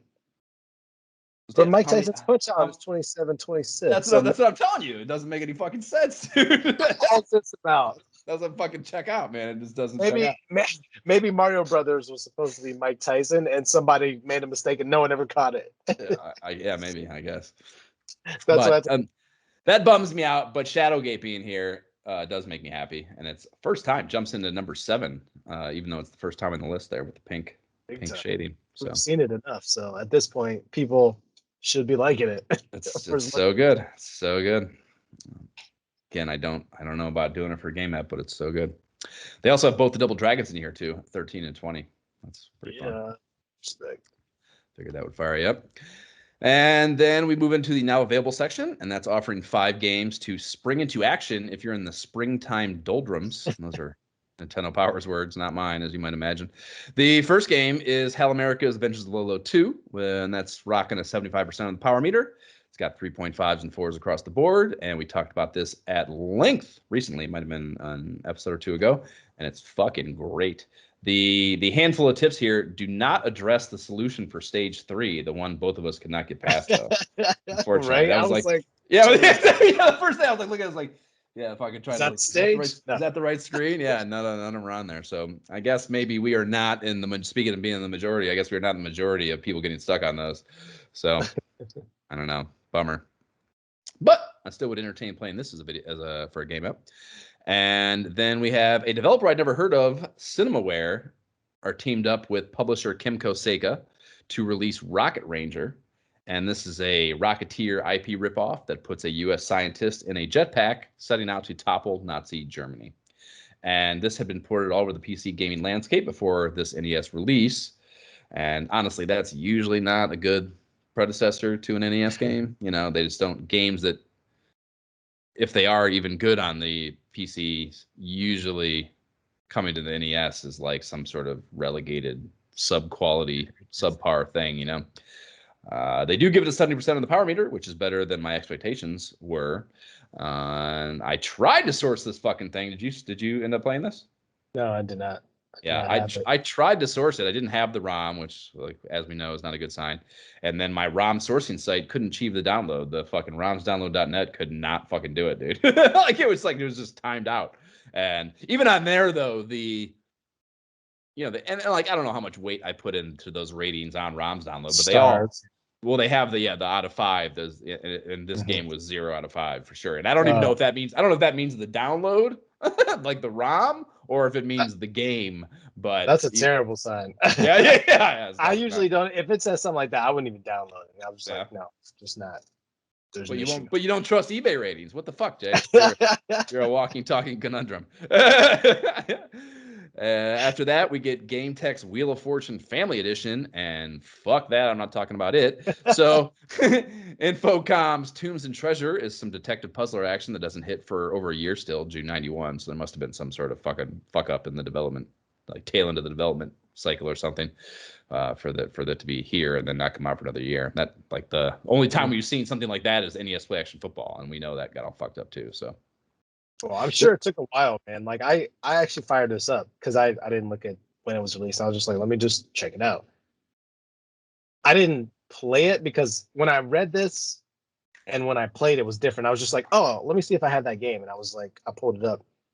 The setup it took so long. Like the story, it was very interesting. Like it gave you a thorough. I was sitting there like, how long have I been watching this story setup? And right, this game, no wonder.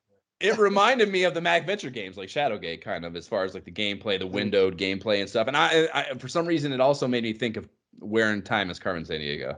You know, like that kind of gameplay where you're like solving puzzles and like there's like some sort of fucking, you know, almost edutainment component to it. You know what I mean? They give it a 70% on the power meter, so it's at least as good as the Rocketeer game. But that play control, that immediately turned me off. I was like, oh. Yeah, that shit's tough. I mean, again, like at the time, that didn't bother me. Like I said, I played the fuck out of Deja Vu and Shadowgate without fucking hesitation, but playing it now would probably be a little rough. Yeah. And then the last one in here is Sunsoft's Journey to Silvius, and that's also rocking a 70% on the power meter, and it's also not out yet. It's in September. It is a side-scrolling platformer shooter, and that's usually kind of bleh, but it is Sunsoft, so maybe it doesn't blow. We'll see. And then we get 8 pages of Game Boy action next, and there's some hot shit in here. It's got Batman, which I had, and heck yeah, that game was solid. Yeah. Oh yeah, I love that game. Was one of the best. It was one of the better. Yeah, for sure. I agree. And then Gargoyle's Quest is in here too, which is one, and again too, it's just like it's one of those games. You know, it's like the Guardian Legend. Like people have been like just fucking my entire existence. I have known people to talk highly of it. I've just hasn't happened for me, you know, just did not have it. And that's one of those games that like Gargoyle's Quest, everyone's like, it's a great fucking game. And sure enough, Yuri, you know, a fucking Facebook page disciple, man, he's fucking was all over that. Like, that's a great game, you know, so fucking, it's probably great. And if I ever get around, like one of my little, maybe once I get on my Josh Allen cards, I'll move on to that. But I want to get a Game Boy and start collecting Game Boy games again. Oh, man. And maybe that's one that's not on my reclamation list that I would get as a new title because I've heard so much good about it, you know. That would be cool. Yeah. That would be cool. I've been at like actual retro game stores and like seen them in the case and been like,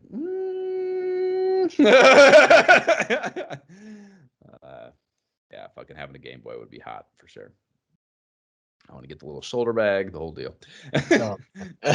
And then they also do Pro. I call them Pro Views. Jesus, Game Pro. Fucking Game Pro on the mind there. They also have previews for Double Dragon and Wizards and Warriors X, which is another one. Wizards and Warriors X is another game that like hear good things about, but never really fucked with firsthand.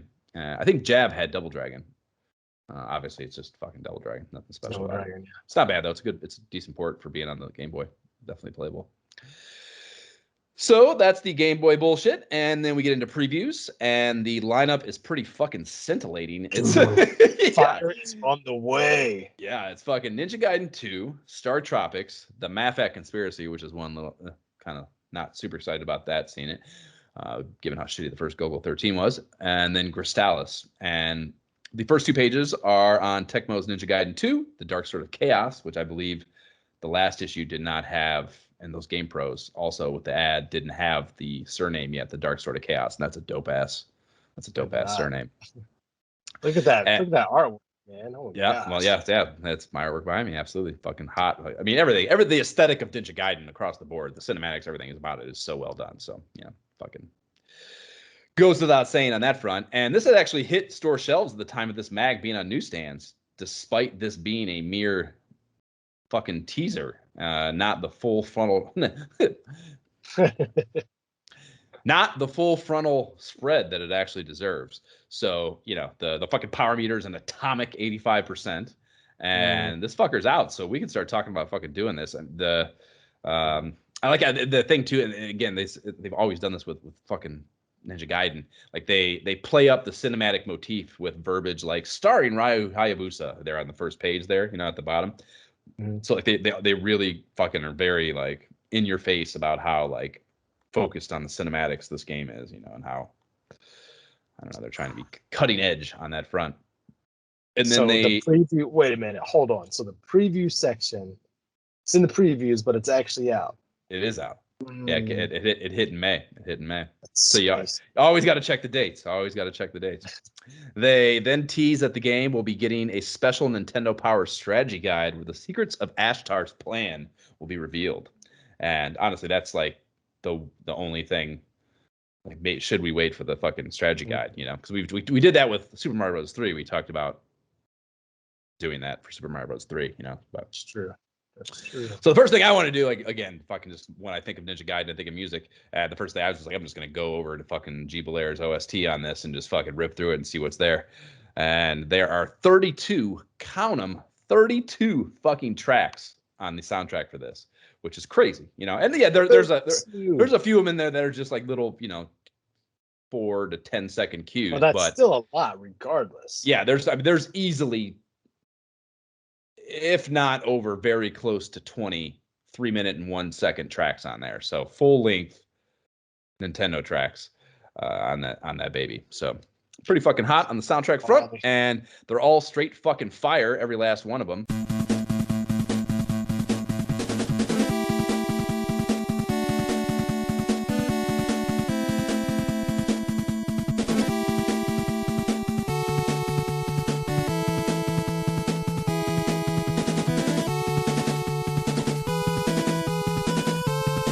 That's just the first one, the Act 1 theme. And yeah, there's fucking a ton of them in there. There's a couple that they bring back from the first game, like the boss one from the, I don't know if it's every boss has the same track in the first Ninja Gaiden game, but it's definitely the track from the very first one in that bar that you go into with just the big dude with the club.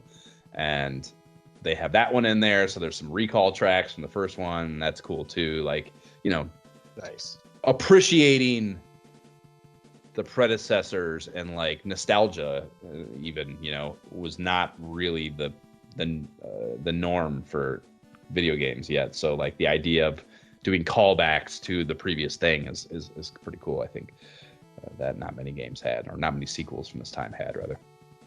And yeah, I mean, I don't even need to play this game right now to know it's incredible and that it warrants a game episode at some point or another. So the only question is that fucking strategy guide thing, and it's the second one too. So I mean, after this Mario 3 one drops, I think that's the next up. So we don't have to wait long if we don't want to. And I'm sure there'll be plenty of in-mag coverage too that we'll see it again and tips and shit. So it's not like we have to worry about fucking it flying by or anything. And from there, we move on to Nintendo of America Original Weirdo RPG Star Tropics. And this doesn't hit till Christmas, and we wouldn't do an RPG like this for a game map anyways, but it does get 82.5% on the old power meter. And have you fucked with this yet? Have you ever? No, I want to play this very badly. Yeah. I never played it. It's something I always saw. I very much want to play this game. Yeah, it's interesting. Like we rented it once, I remember, and fucked with it a little bit. And, you know, it's just, I mean, it goes without saying, it's not the kind of thing you can really fuck with on a rental. So we didn't get anywhere. And I never really played it again. I mean, I think a couple of times tried to fire it up, just like fucking with my library, like wanting to try it because it's, you know, an RPG that's somewhat well regarded, and it just never got into it. And, you know, it's like a different theme. It's kind of, I guess it's modern to some degree, even though you're going to kind of this like fantasy. There's like a fantasy element to it, but it's not like medieval fantasy like most RPGs are, you know what I mean? Right. So just it didn't necessarily capture me. Like, your weapon's a yo-yo. It's got some weird control mechanics that are a little hard to deal with. But I did, once the Switch Online NES library came out, it's on there, and I didn't beat it, but I got far enough into it where I was pretty invested, and for some reason or another got off of it. So doing an RPG side quest on that eventually is something I would be totally down for sure, I guess is my long-winded every time I've seen it on that Switch store, I remember, okay, it's not out yet, I'm gonna hold off, because I've seen it. I'm like, I want to play this game. I never got to play it as a kid. Always saw it. Yep. One of these days. Yep, one of these days on the bucket list. And next we get Vic Tokai's Golgo 13 sequel, The Mapback Conspiracy, and we got 2 pages of this baby. And I love this dossier on the protagonist, Duke Togo, which, by the way, Capcom, is how you do hero names. Duke Togo is a hero name for sure. So way better than Kenny. Kenny Smith for sure. So his personal characteristics are listed on this dossier, and the characteristics they list are athletic physique, quick reactions, high pain threshold, estimated IQ of 180 to 215, which is a wide range. But this, I don't know, to me, quick reactions and high pain threshold are hilarious things to list as characteristics in my book. They're not characteristics. They're like, I don't know. They're like fucking physical metrics. You know, they're not characteristics. Characteristics are like things about you as a person. Is that verbiage will not fly in today's marketing departments. Yep. So they give it a 75% on the power meter, and I'm like, okay, well, like I know how bad Gargoyle 13 sucks, but this is a sequel. Maybe it's whatever. It came out in June, so it's fair game. So I was like, as horrible as that first one was, I'll fucking okay, you know, whatever. I'll fucking take a look at it. So I fired this fucking thing up, and it's got a brief but pretty cool cinematic of a satellite crashing down into some mountains, and then we get what I would estimate at maybe 45 black cards with incredibly slowly populating white text that you manually have to click through. After it gets to 3 lines of text, you manually have to click through them to get to the next one. And yeah, dude, I mean, it's not 45, of course, but it's probably 13. Like, it's a fucking lot, and it takes fucking forever. So, like, I couldn't find a way to skip through it. So I'm pretty sure that you as a kid had to sit through that every time you turn the game on. So ultra fucked there. But to its credit, it goes from that super shitty sequence back to a hot ass cinematic of Duke Togo. So he's like assembling a sniper rifle. There's quick ECU cuts. Or no, they're not quick. Those are pretty slow too, actually, but they're still cool. ECU cuts of like, you know, the fucking rifle, the clip going into the thing, putting the scope on top of it, yada, yada, yada. And then it goes from that to the view through the scope of this. It's like the back of a totally bare-boned skeleton, and the skeleton turns around and it kind of zooms in a little bit, and then he shoots and it fucking explodes the fucking skull of the burning skeleton. And it's fucking really impressive looking for an NES game for sure. And just a cool visual of any kind, regardless of what medium it might be on. So that was pretty fucking cool cinematic. And then you goes to the title screen, you hit start, and it's got some more really good looking, actually, I shouldn't say pretty, really good looking cinematics telling you more story stuff. So this game is incredibly story driven, and that is a good thing, I guess.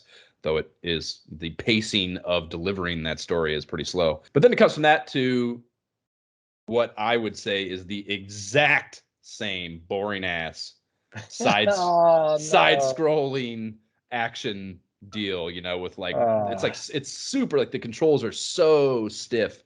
Did you fuck with that first game? No, do you remember? No. Yeah. Yeah, the first one had it felt the exact same way. Like you can't it's really hard to get like within the hit detection range of the fucking enemies, and it's just really bad and not fun controls. So cannot recommend, unfortunately. as much as cool as all the ads are and as cool as those cinematics are. I mean, he's smoking a cigarette. I mean, that's the epitome of cool, Josh. Yeah, sure, yeah. In 1990, it was. And I don't even, I can't imagine that they like dialed that back at all. But the first one was known for having like the different play modes. I think there's like some swimming shit and some flying shit, or some, a bunch of different like kind of game modes. So I'm sure this one probably has that too later on. But I mean, I couldn't even come anywhere near finishing the first stage. I was fucking wildly unimpressed.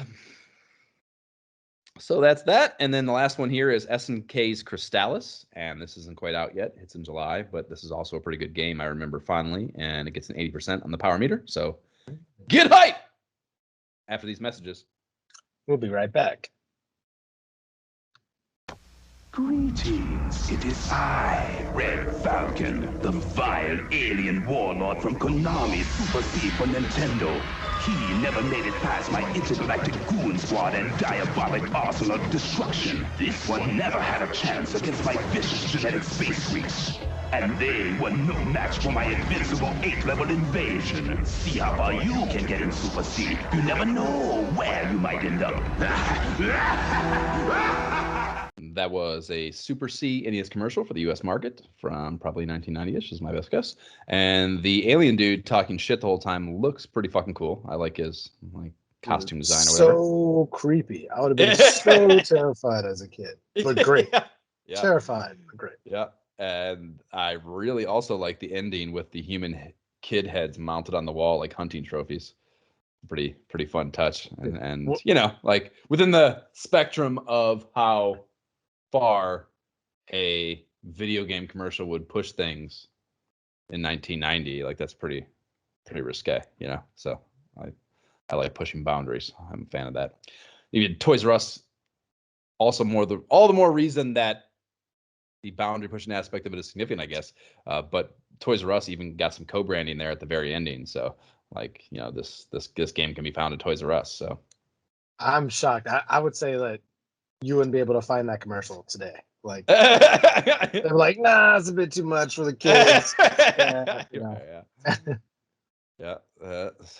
A blind eye getting turned to something much easier in 1990 probably than in 2021 for sure. Just a bit. Yeah. So that brings us into Counselor's Corner here, and it feels themed to me.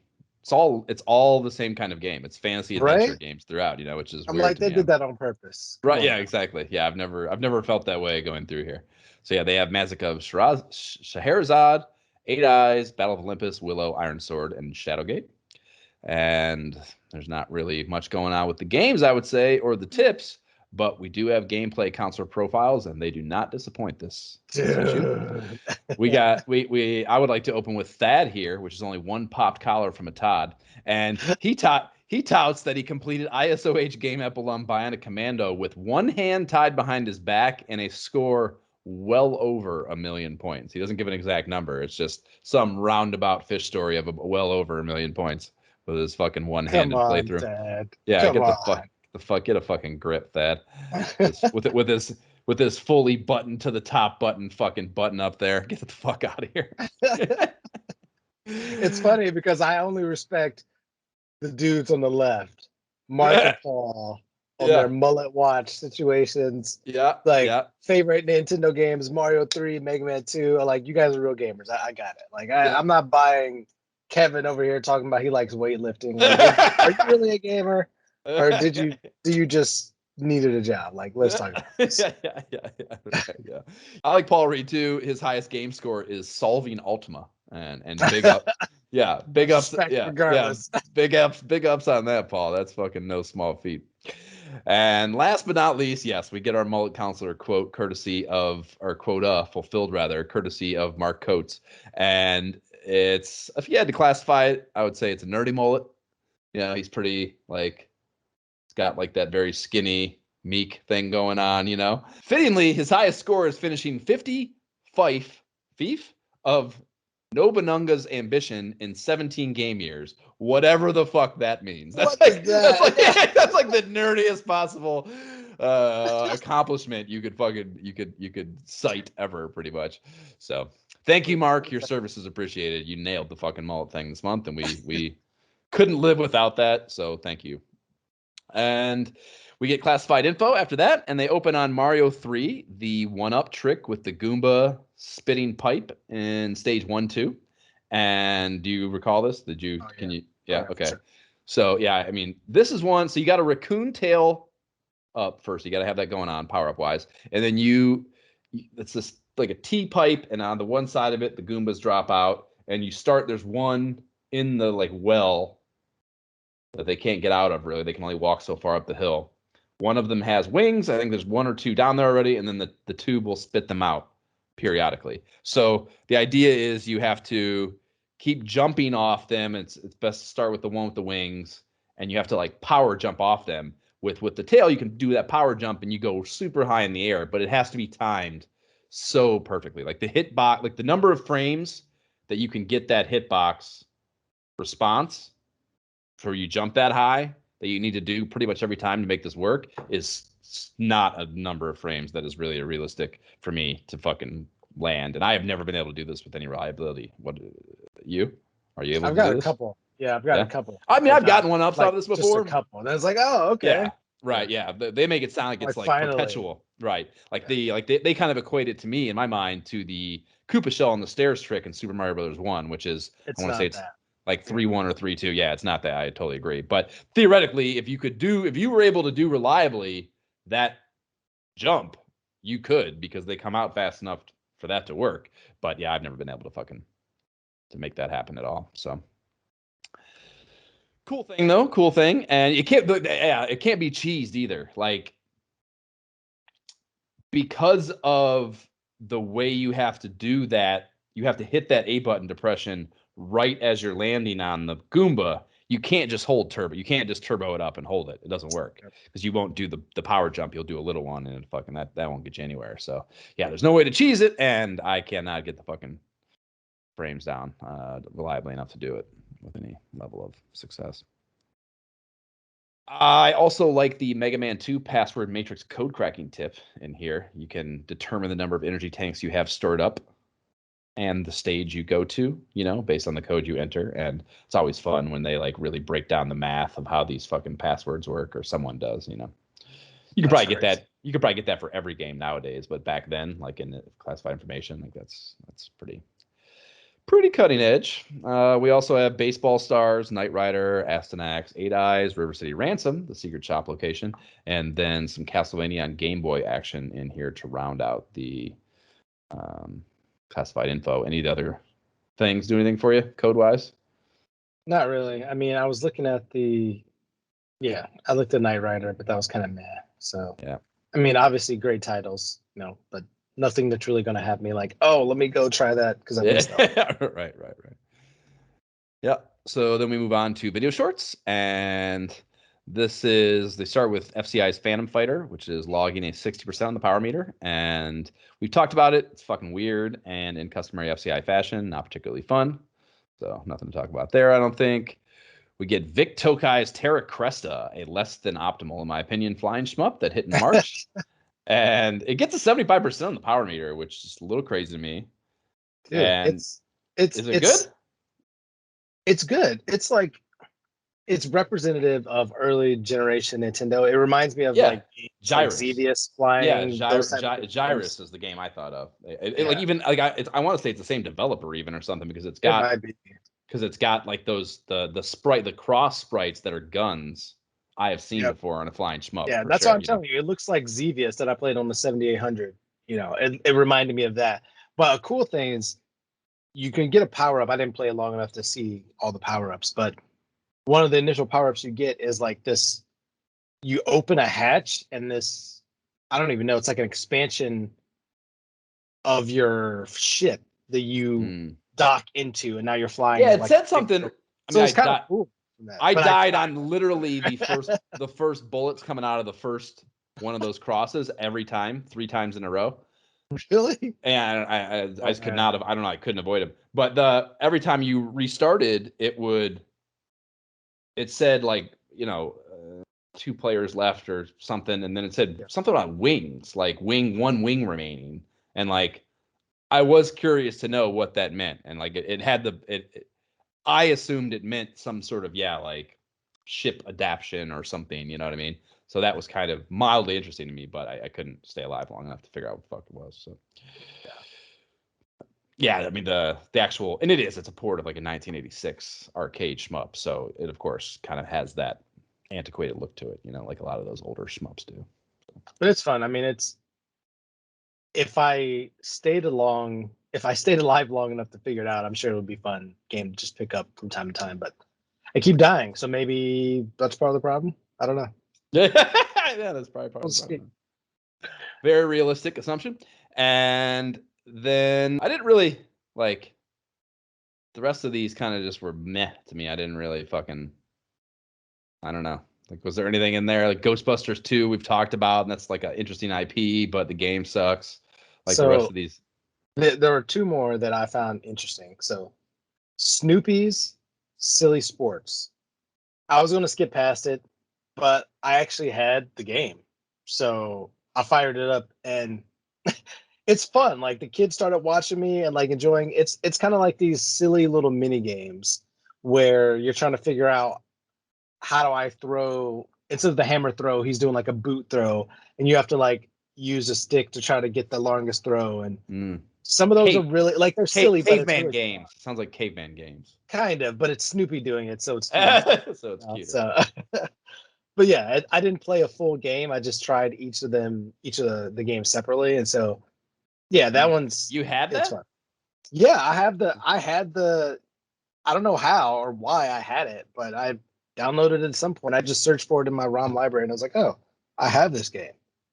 Yeah, it's worth a game. Worth a look. Also, this Dusty Diamonds All-Star Softball. Low rated, like not that high. It looks like they tried to pull a picture from Sandlot, but not really. It's funny because we just obviously played. We had this whole episode we did on baseball earlier and baseball games. And I even followed that up with playing, MLB The Show just to remind myself how far games have come. But this is like I wonder what those are like in VR. Dude, Sports this in VR. Probably amazing. I mean, this is softball. It's fun. Like it has more big kind of cartoony sprites, bellies and stuff like that. But it reminds me of the games that we were just playing, and it's the gameplay's only actually tight on it. Yeah, the gameplay's pretty good. The fielding it's different. You're not controlling multiple people, so I definitely had some troubles with the fielding. But it's pretty much the same buttons, right for first base, up for second, so on and so forth. It's fun. It's like a fun, because it's softball, you can choose different fields and stuff. So like the field I played on had like a big freaking pond on the side. That's just the field you're playing on. That's where it is right now. So it had like aspects like that are kind of fun. Instead of hitting it over what looks like the fence, like, no, that's just where the field ends because that's somebody's property there. I still got to get that ball because somebody's running, so it's kind of that fun. Yeah, that neighborhood softball. So that added a different element that I found fun and differentiated it from just like standard, this is just another baseball game. That is interesting. I'll check that out. That's kind of fun. That's like there was that baseball game. I don't know, the baseball 20 fucking thousand or some shit, whatever the hell it was. We saw in some issue not too long ago, and I was equating it to like Mutant League Football, like just kind of like just like fun variations to what is the standard issue of a sports game is interesting to me if it's done well, So I like the sound of that. Well, next we have NES Achievers, and we have some well-known Ohio representation in here. We have Elaine and Raymond Lee of Reynoldsburg, Ohio, finishing Casino Kid, and Jeff Young of Canton, maxed out at 999,990 points on Ninja Gaiden. And we have some lesser prominent Ohio municipalities in here as well. We have Tommy Roberts of Ravenna, Ohio, finished Bugs Bunny's Crazy Castle. And then we have Ken Frederick of Canfield, Ohio, finished Clash at Demon Head. So it's not going to be a long one this time because there's not a lot going on there. But do you know where Ravenna is located, Jay? I've heard of it before. Yeah. Pretty sure it's north of Columbus, somewhere. Somewhere north of Columbus. If that's your final answer, you're correct. It is 15 miles east of Akron, so it's like northeastern Ohio. Okay. And there's like normally I go through and like, find facts about the city, about the fucking town or municipality where there's literally nothing interesting about Ravenna, Ohio. So easy out for listeners on the Ohio geography lesson this month, brought to you by your mom. And NES Journal covers a Nintendo staff visit to Boeing's flight simulation facility and the release of Valiant Comics' short-lived Nintendo comic book, which I could not find on archive.org, unfortunately. But it appears, I was able to find some cover images and stuff, and it appears that they are pretty closely aligned with the cartoon, the Super Mario Super Show, or whatever the fuck. Oh, really? Okay. The Captain N Nintendo stuff, Gotcha. So I think I want to say the run was 9 issues, so it didn't last particularly long. And I think Valiant is the same company that did Archie. I think it's the same company. Anyways, they then throw a full-page ad for something that is a rarity in this mag, and this was very significant to me. So they have some preteen girl peddling out-of-this-world munchies, and the things that they have featured here are Mario Brothers candy bars, they have juice boxes, they have Mario and Link fruit snacks, and they have ice cream Sammies that are Mario-themed, and then the only one of these I recall ever personally partaking in, the Nintendo cereal system. Oh, yeah, cereal. Of Yes. course. I wanted that cereal so bad. Like, how could you not as a kid? Did you I've ever never have even it? heard of this other thing. Oh yeah, I had Yeah. it like once. It wasn't much, but in my kid mind, and even right now, as I sit and we're having this conversation years later, it was amazing cereal. You can't tell me anything different other than it was amazing cereal. Right. So yeah, it was the box that had the black box, and it looked very much like a Nintendo. The cartridge, the old Right. ones. Yeah. And it had 2 self-contained bags of cereal inside, and like just like the visual on the cover was split in half too. You had Mario on the left and Link on the right, and the bags inside were lined up with that. So you had a half bag of Mario cereal, a half bag of Link cereal, and I for some reason strongly correlate the cereal also with the cartoon. Like I feel like I would sit Maybe there they and were eat this. pushing it. I'm sure they were. It's almost a given. But I mean, why wouldn't they? If you have one brain cell wandering around a marketing executive's head would pay for advertising space during the Super Mario Brothers Super Show, after school fucking cartoon. Like it only takes one working brain cell for that. So. But yeah, so I would sit there and eat that cereal and watch that cartoon. And like, it's funny you say you remember it fondly. Like, I think even I knew that it was, because there was nothing special going on. There was just like the crunchy stuff. There was they had like there was one that was berry flavored and the other one was just fruit or something. And there were no marshmallows. There was nothing great going on about it at all. It was pretty like, honestly, like I think of it like one of those, shitty bags of cereal on the bottom fucking shelf at the grocery store. No, Josh, you're wrong. Delicious, and you loved it, and it was great. Yeah, if I remember thinking of it, but it was Nintendo, and I wanted it for sure. So even though it wasn't good, just shovel that shit in your fucking head. Yeah. So yeah, but also just super interesting that they had a fucking ad, like, I mean, I know they're just pimping their own shit there, but even they don't really stoop to that, outside of they do the ads for the magazine, but there aren't really any other ads in here, so I thought that was pretty interesting. And we go from there to the celebrity profile, and this is on Willie Ames, who is from Charles in Charge. You watch Charles in Charge? No, I did not watch that show, although I know who this guy is. Like, I've seen episodes of it. Yeah. But it wasn't like my show. Yeah. No, I definitely didn't watch it on prime time. It might have, I feel like it was probably been on after my bedtime even, but this was one of those shows that spent some time in that afternoon syndication window between cartoons ending around 4:35 and primetime shit starting at 8:00, like that 5 to 7 window where you get like Saved by the Bell or fucking shit like that. I feel like that was in that window. Head of the Class or fucking Perfect Strangers or like I shit feel like like Charles in Charge like competed with Who's the Boss, and I was a Who's the Boss guy, not a Charles in Charge. Like, I feel like that's how it worked out. That's a fair. I could vibe with that. Finding correlation between those two for sure. Just kind of like the hapless dude hanging around the house, kind of like what is that role? I don't even know what to call that role. I create hijinks. That's my hijink creator. I create hijinks. That's the name of this episode, Jay. Yeah, that's good. He hasn't really. I was looking at his fucking. First of all, his game that he chooses is Captain Skyhawk. Fuck this guy. Yeah, but, I was like, what? I feel like there was what was that one that Sarah Gilbert touted? It was another game that, like, fuck you, that's not a game you played. Get out of here. I feel like they force feed those to them probably. But I was looking at this guy, like, I always go through and look at their filmography and kind of see what they got up to, and like he ended up doing some directing and producing shit as well too. But he falls off the face of the earth in like 03, 04. And his bio on IMDb, which has the air of one written by himself, and I think that's always funny. But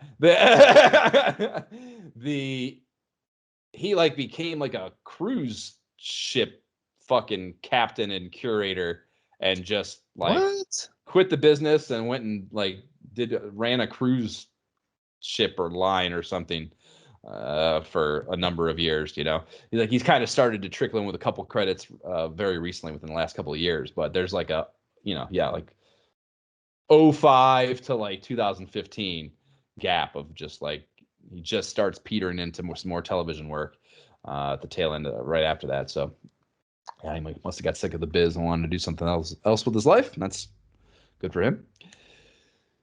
So we move from there to Pack Watch, get our future of NES game packs, and Castlevania 3 is interesting.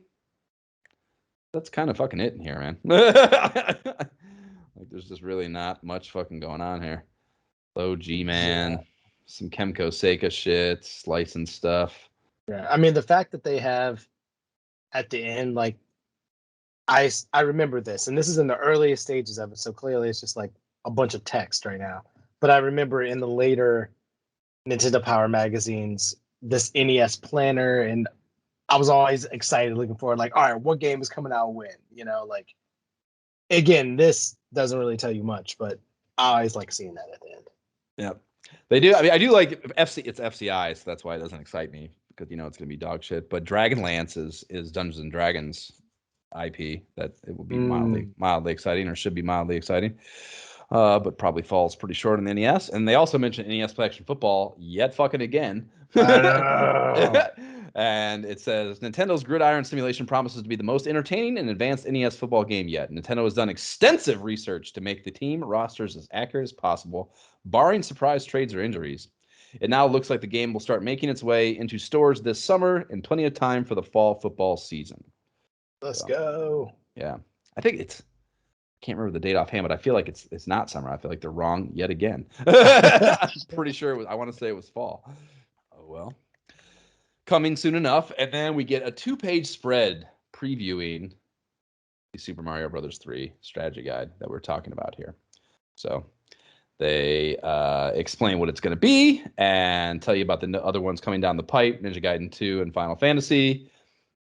So this is the May-June issue of Nintendo Power. They're calling the strategy guide the June issue as they're moving to the supposed monthly format for the magazine. So technically, this strategy guide is out now. We're not going to do those in the magazine timeline because they're so mono-focused on the one thing. It'll be a pretty boring episode. So I would say this is kind of out now. And I would say the thing we were kind of waiting for about Mario's 3 has been satiated. And that could inform our game up debate here momentarily. So that's pretty fun. And then we get the back issues available now thing where you can order old issues. And I used to just fucking sit and stare at that and wish and wish and wish. And then we get our teaser for next issue. We have Final Fantasy, the Math Fact Conspiracy, Crystallis, Star Tropics. So basically all that shit that was teased in that coming soon thing that we looked at. So that's pretty dope. And then we get a letter from Howie where he's super excited about the monthly transition to the mag. And then we get a 2-page spread on the Players Poll contest. And they are theming this on Total Recall, which is a movie. Were you into this movie as a kid, dude? I watched it, but I don't remember the details of it. I stole if I watched it as an adult, I'd probably feel like I'm watching it for the first time. I stole this VHS cassette from the Oberlin Public Library. It's fucking so good and so interesting and so fucking cool, and had me so fired up for the game, which is why they're doing this contest. And the game is a fucking trash. It is so bad, dude. It's so really. It's acclaimed, so you know it shouldn't be surprised. But yeah, the gameplay is terrible. Like I just fired it up again just to like make sure my memory was right, because this was like one of those rent for the weekend and feel robbed the whole time kind of thing, kind of experience as a kid. I remember after I moved to my mom's house briefly after my parents split up, I remember getting that at that house and sitting alone in that bedroom there and fucking playing this game and just being like, fuck, this is terrible.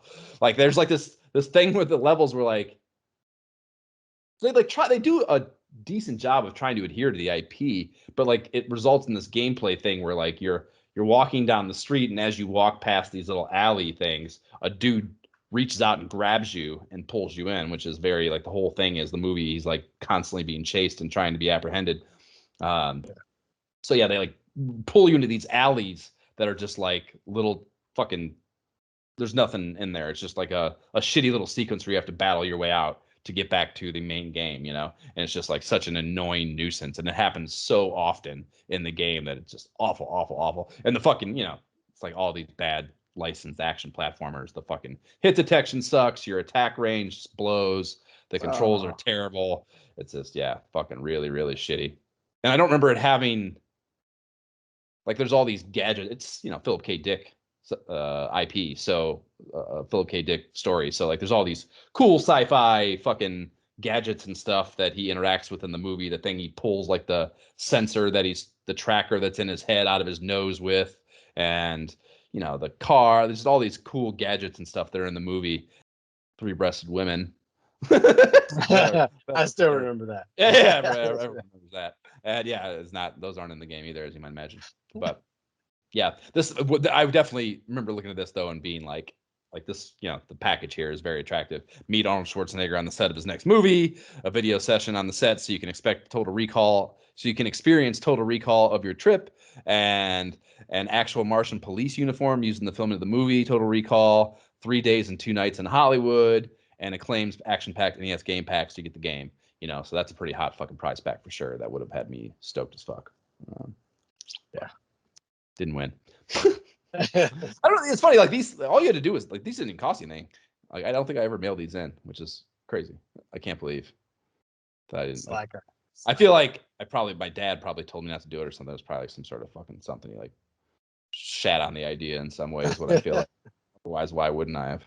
No steps for you. Exactly. I was to say that. He won't give me fucking stamp. Just one stamp. 25 cents, Dad. Nope.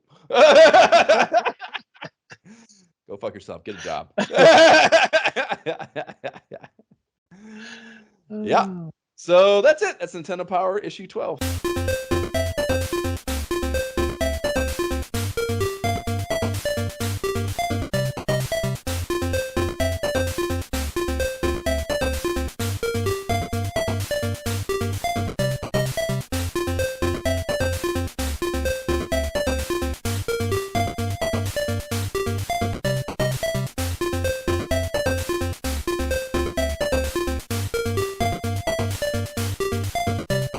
That is the field select music from Dusty Diamond's All-Star Softball that we were just talking about. Solid game. What do you got for me, Jay? What do you got for me? Oh, man. So many audibles. I have to call it the last minute. This was an interesting issue. It had some hotness, a lot of not hotness, a lot of curveballs at the end, stuff that's out now. First of all, I got Super C. I haven't beat it before. Obviously everybody knows Contra, loves Contra. I'm sure we've all beat that. I've never beat Super C. I know it's tougher, still fun. Give me some strategy guides, give me some codes. I'm ready to rock on that. So Super C #1. Got a hot co-op feature. Yeah, got it. I mean, that's the way to play it. I'm used to playing this with my little brother or cousin or somebody. That's just how it went.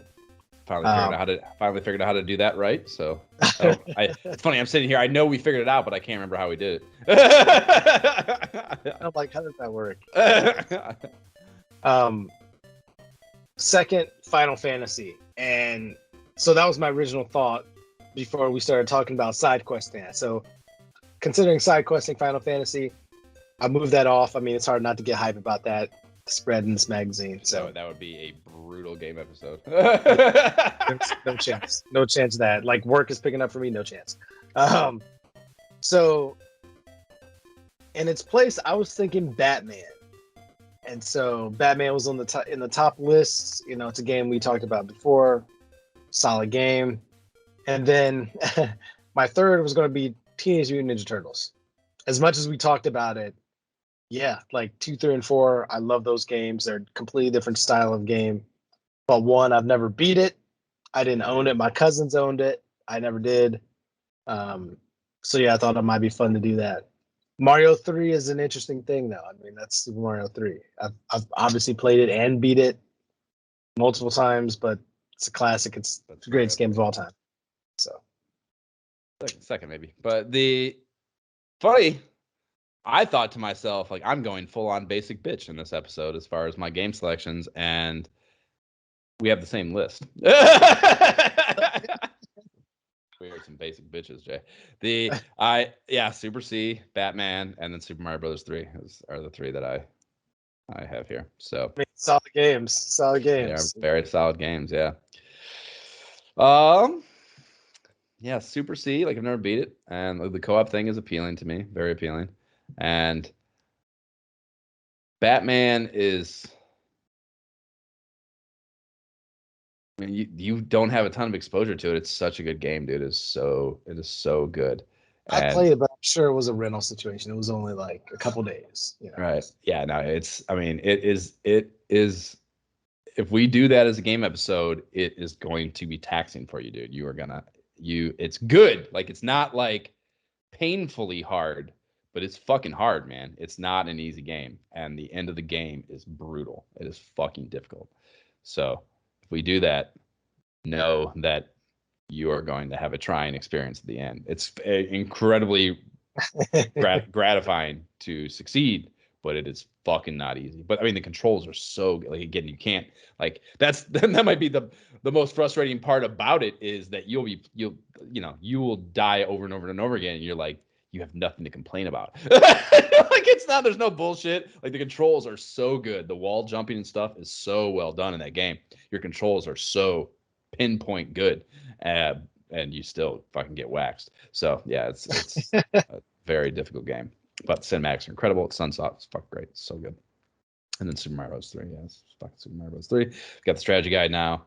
And it is kind of, I mean, there are parts of that game too that are hard, especially if we approach it where you're going through all the levels as opposed to warping around. And even with the strategy guide, there will still be points towards the end that are, I mean, I told you I've never beat it. I don't think I've ever beat. Oh, that's right. You never beat it. I'm like, Yeah. I've beat all the levels. It'll take some time. Eight's hard as fuck, man. That shit with the lava train or whatever that is fucking hard, man. On the last level, it's rewarding for sure. So yeah, man. Yeah, clearly I'm fucking fine with all three of those, man. I don't know. Do you want to just fucking flip a coin or something? Like, I know. Like, we don't have a system for determining. We've never encountered this before. Yeah, flipping. Like usually there's clear consensus. Right. Hey, you can't flip a coin for three things. How do you want me to? I have my Tiny Decisions app. I could punch all three of these. I could quickly make a Tiny Decisions template with these three games and just hit the button and put it on the screen, and we'll let the fucking random number generator decide for us. You want to do that? I'm talking you through that. I'm less inclined for Batman, only because of just the difficulty in knowing how crazy work's going to start to be here. I'm less inclined for Batman, although I clearly have been wanting to play that. But the others, yeah, we'll play all the others. B, new option, and Saber. C.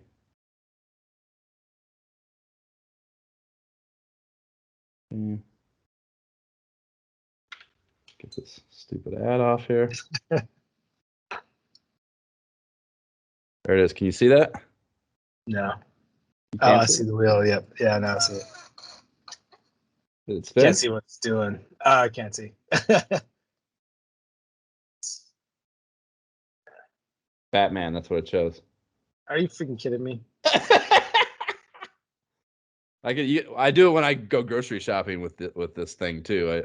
What meal I'm gonna make. You can always just hit it again if you don't like what I give you. Super C that time. Oh man.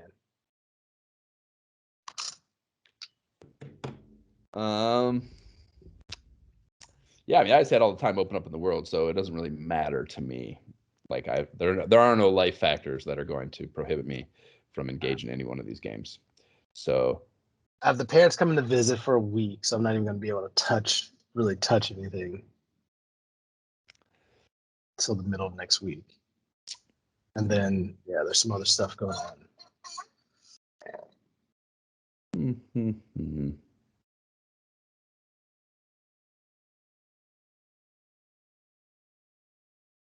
What's this? We co-opted RBI, and we did. What was the one before? We did the heavy barrel. What the fuck was before RBI?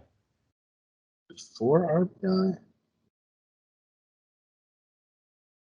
I think it was heavy. I think it was heavy barrel. So yeah, we've had some co-op. Fester's Quest. No, Fester's Quest was the... Oh yeah, Fester's Quest, and then Happy Vero before that. Right, you're right.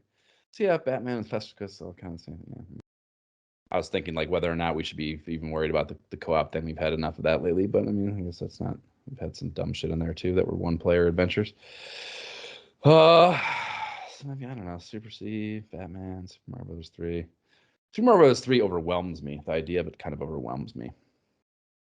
Well, but like I said, I have all the time in the world. So there's a lot of levels. I feel like for someone like you with all the time in the world, this would be the time to do it because you have every level to experience. From playing it and from warping through and also just enjoying it, I don't know how much notes I would take. Like I know them, like I could definitely talk about them, but each level is so unique and you're gonna have, I don't know, 8+ levels each world, which is good. There's a lot of levels. Yeah, exactly. Yeah, we definitely couldn't talk about fucking all eight of all eight worlds. Yeah, I think we should do it. If we do Super Mario 3, we should probably take each one as like kind of its own little chapter, and then just pick a couple levels that we each liked from that thing to talk about specifically. And clearly we'll go through like the mechanics of the game and shit. Yeah, we certainly would be very boring to talk about each fucking level of the game. I don't know, man. Want to hit the thing again? All right, we got to go 2 out of 3. It's got to be best 2 out of 3. Best out of 3. So we got to get 2. It's got Super C again. All right, Super C it is. Okay, Super C it is. Yeah. Leaving our hands in the fates of the fucking gods there. Okay. Word. All right, we'll play Super C next, and that will definitely have to get co-op. Well, that goes without saying. So once we one player through that bitch, we'll figure that out and do some fucking co-op action. And you can subscribe to the pod on the platform provided, whatever dumbass company that shows up your pottery. And the actually next issue, we'll do our game episode, and then we will do Game Pro issue 10 just to preview that if you're not actually paying attention to our timeline. But then you can subscribe to the pod on the platform provided, whatever dumbass company that shows up your pottery. Please rate and leave positive shit for the pod on that podcast platform of choice or any other for that matter. The website is nyehentertainment.com/ISOH pod. You can email us directly at isohpodcast@gmail.com if you want to talk shit or anything like that. And you can follow the pod on Facebook and or Instagram at ISOH pod. You can link to the YouTube gameplay videos playlist that's in the show notes. There's the ISOH subreddit if you want to get down with us on Reddit and hate Mark Zuckerberg or anything. And we don't have a Patreon, but if you'd like giving money to things podcasters tell you to and would like to do so at our direction, the Able Gamers Foundation creates custom gaming rigs for gamers with disabilities. And that is cool as fuck.